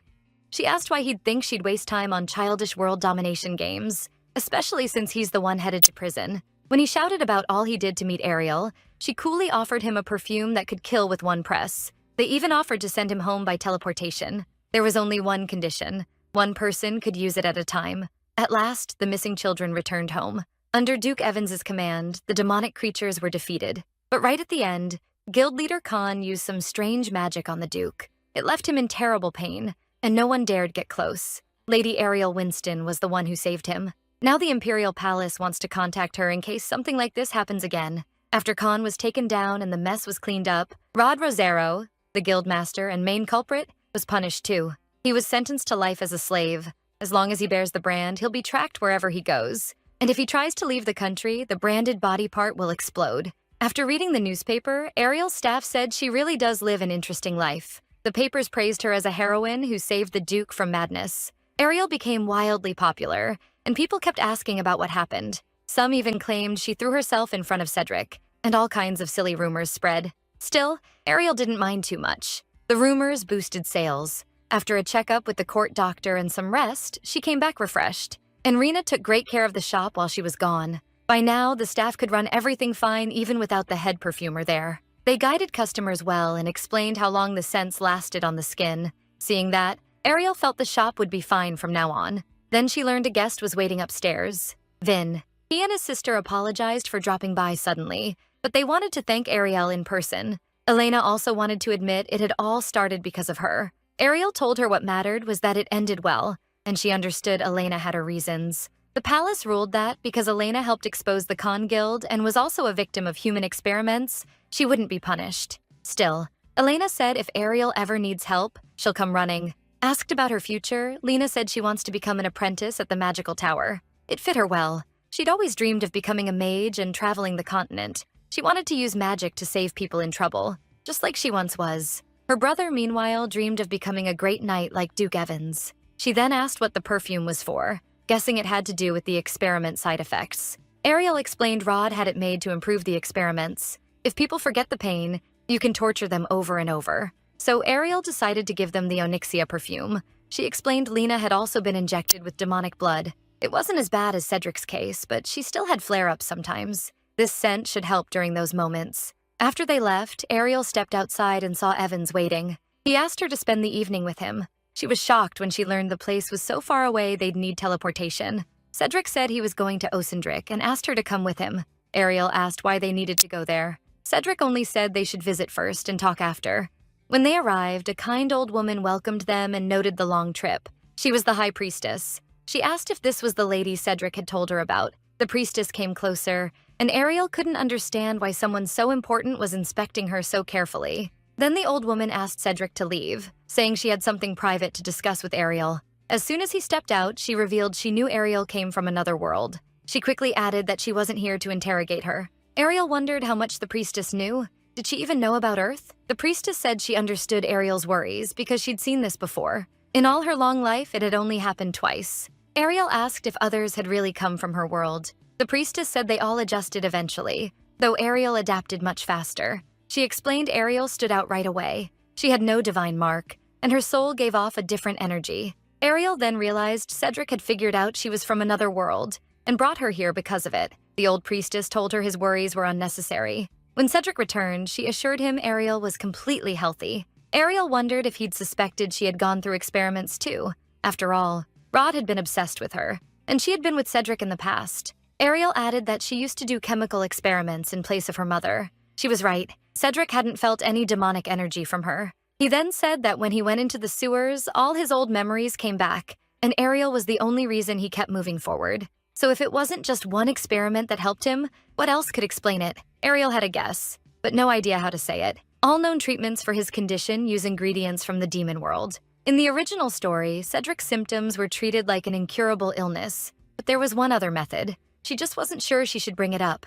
Still, if the author wrote it that way, maybe it wasn't total nonsense. After hesitating, she admitted the second reason his symptoms eased might be love. Cedric's madness came from demonic blood failing to fully blend with his own. To fix it, they had to erase the demonic nature inside that mixed blood. One way was to wash it out with human nature, feelings only humans can have. Ariel quickly said it was only a theory. Even she thought it sounded like a fairy tale, and maybe like she just liked him too much. Cedric replied that strange as it sounded, that idea did make sense. If she were the same as him, his symptoms should have eased the first time they met. At first he thought it was just memory effects, but later too many things happened that couldn't be explained. He had planned to confess somewhere better, at a better time, but he couldn't hold it in anymore. He'd fallen for Ariel Winston. He wasn't sure he even had the right to say it, but he loved her deeply. Ariel confessed she felt the same. Then a strange thought crossed her mind. If she had really stepped into a fairy tale, this would be the moment where the end appeared. A month later, Ariel woke up in her own bed. Cedric was beside her, asking if she slept well. She had started staying at his estate more often under the excuse of being his personal doctor, and over that month, the two had grown even closer. At the same time, Ariel kept expanding her perfume business. She even opened a second shop in the Magellan district. Charlotte congratulated her on the opening and on getting through all her business troubles. Ariel suggested staying late so they could keep the perfume from selling out too fast. Elena also wanted to meet with her. Ariel hadn't even known the department store had a restaurant. Cedric had chosen the place, and it was lovely, and clearly very expensive too. Ariel noticed that the more she looked at him, the more shy he got. To her, it was the perfect dinner. Then Cedric said again that Ariel filled all his thoughts and that he'd fallen for her. There was no stopping those feelings now. Saying every day with her made him happy. He dropped to one knee and proposed. Ariel answered right away, yes. Now they'd wake up and fall asleep beside each other every day. That night, they simply talked about where Ariel should open her third shop. She wondered if people overseas would like her perfume too. They kept talking until dawn. Then he moved close without warning, like it was the most natural thing in the world, and she closed her eyes at once. His scent filled her lungs, and in that moment she became sure of something. Even if Ariel breathed in that scent for the rest of her life, she'd never get tired of it. At last, the wedding day arrived. Looking in the mirror, Ariel felt all her effort had paid off. Even with crowds of customers, she had still made sure to get at least 10 hours of sleep. The hardest part was not being able to see Cedric that day. That was because of the tradition that keeps the bride and groom apart for the week before the wedding. Rena told her the wait would be worth it. Soon, she'd be Ariel Evans. At last, the bride arrived at the Imperial Palace's Beller Ballroom. The priest told them to face each other and say their vows. The groom vowed to love only one woman, his bride. The bride vowed to love only one man, her groom. Before the priestess could tell them to exchange rings, they were already kissing. Ariel pulled back just long enough to ask Cedric to put the ring on her. They say rings are the chains that bind a marriage. Then the old priestess declared Winston and Evans husband and wife. Jaina came in person to congratulate Ariel at the wedding. She mentioned a band of robbers had been active near the western gates, which might make visits harder. The Duke said he was already sending knights there, and the bandits would be crushed soon. Charlotte kept grinning as she called Ariel by Cedric's last name. Ariel still couldn't believe it, and the blonde teased that it was because they still hadn't had their first night as a married couple. Ariel said she'd be happy just relaxing and talking with Evans. The next evening, they went to the Isle of Love, Euphoria. She loved the pink sand even more now that she was there with her husband. They didn't stay out long because it was late and getting cold, so Cedric suggested they return to the villa. Ariel joked that all she'd done that day was eat. Cedric answered by offering her more wine. She was about to ask what kind it was, but suddenly spilled her glass. Cedric said she worries about the strangest things. Smiling, he wiped the wine from her hands and suggested they go upstairs. Ariel knew what that meant. It was their wedding night. Even though Cedric tried to act casual, he was clearly nervous. Ariel smiled, said she was fine, and headed upstairs. Her shy reaction made Cedric laugh, though the timing wasn't great. Ariel pushed him onto the bed and kissed him deeply. Then she realized Cedric was just as nervous when he moved above her. The next day, they went to the beach. Ariel asked if Cedric knew the look on his face was a little too playful. That evening, a village festival was set to begin. The two relaxed easily since no one knew who they were. Then Cedric suggested she open a shop there too, but she suddenly overheard people talking about a fortune teller nearby. Curious, Ariel decided to step into the tent. Inside, she recognized the fortune teller who had been right before. The woman was surprised to see Ariel there and guessed she was on her honeymoon. She said it was an honor to meet such a glowing couple. Then she asked them to choose 3 cards to reveal their future. The reading showed they were truly meant for each other. Their future would be bright, and even if trouble came, it wouldn't last long. She also said 2 little angels would come into their lives. According to the fortune teller, Ariel would have twins. Ariel was stunned. She hadn't even thought she might be pregnant. Cedric, though, was already thinking about hiring the best midwife and a mage. He said that if the fortune was true, it wasn't bad news at all. The fortune teller then asked if Ariel wanted another reading. Before, Ariel had drawn a card for her destined partner that showed an old man, so she asked about his health. After drawing 3 more cards, she learned his life wasn't in danger, and any problems could be solved. Cedric said twins might brighten the old man's lonely life, but it would be hard on Ariel. Ariel replied that at least half of this was probably just for fun. When they got home, Rena ran straight into Ariel's arms. Since she returned early, the staff quickly put together a welcome-back party. Rena asked why she had come back sooner than expected. Ariel said she wanted to start making a new perfume right away. Everyone said they'd help with anything she needed. This time, Ariel wanted to capture Euphoria's sea breeze. She added notes of palm trees and tropical fruit, plus musk and pine-like wood. As she kept working, Ariel noticed Cedric had been waiting beside her for a while. He said she looked so focused that he just stayed quiet and watched, and she only let him smell the new scent. She chose to call the perfume Happiness, but it was really the start of a whole series, with the sea breeze scent as the first one. When asked how many she'd make, Ariel said she didn't know. It might never end. She kept wondering what a scent that gives people happiness would smell like. Maybe flowers promised to bees and butterflies. She had thought about it for a long time, but now she finally knew.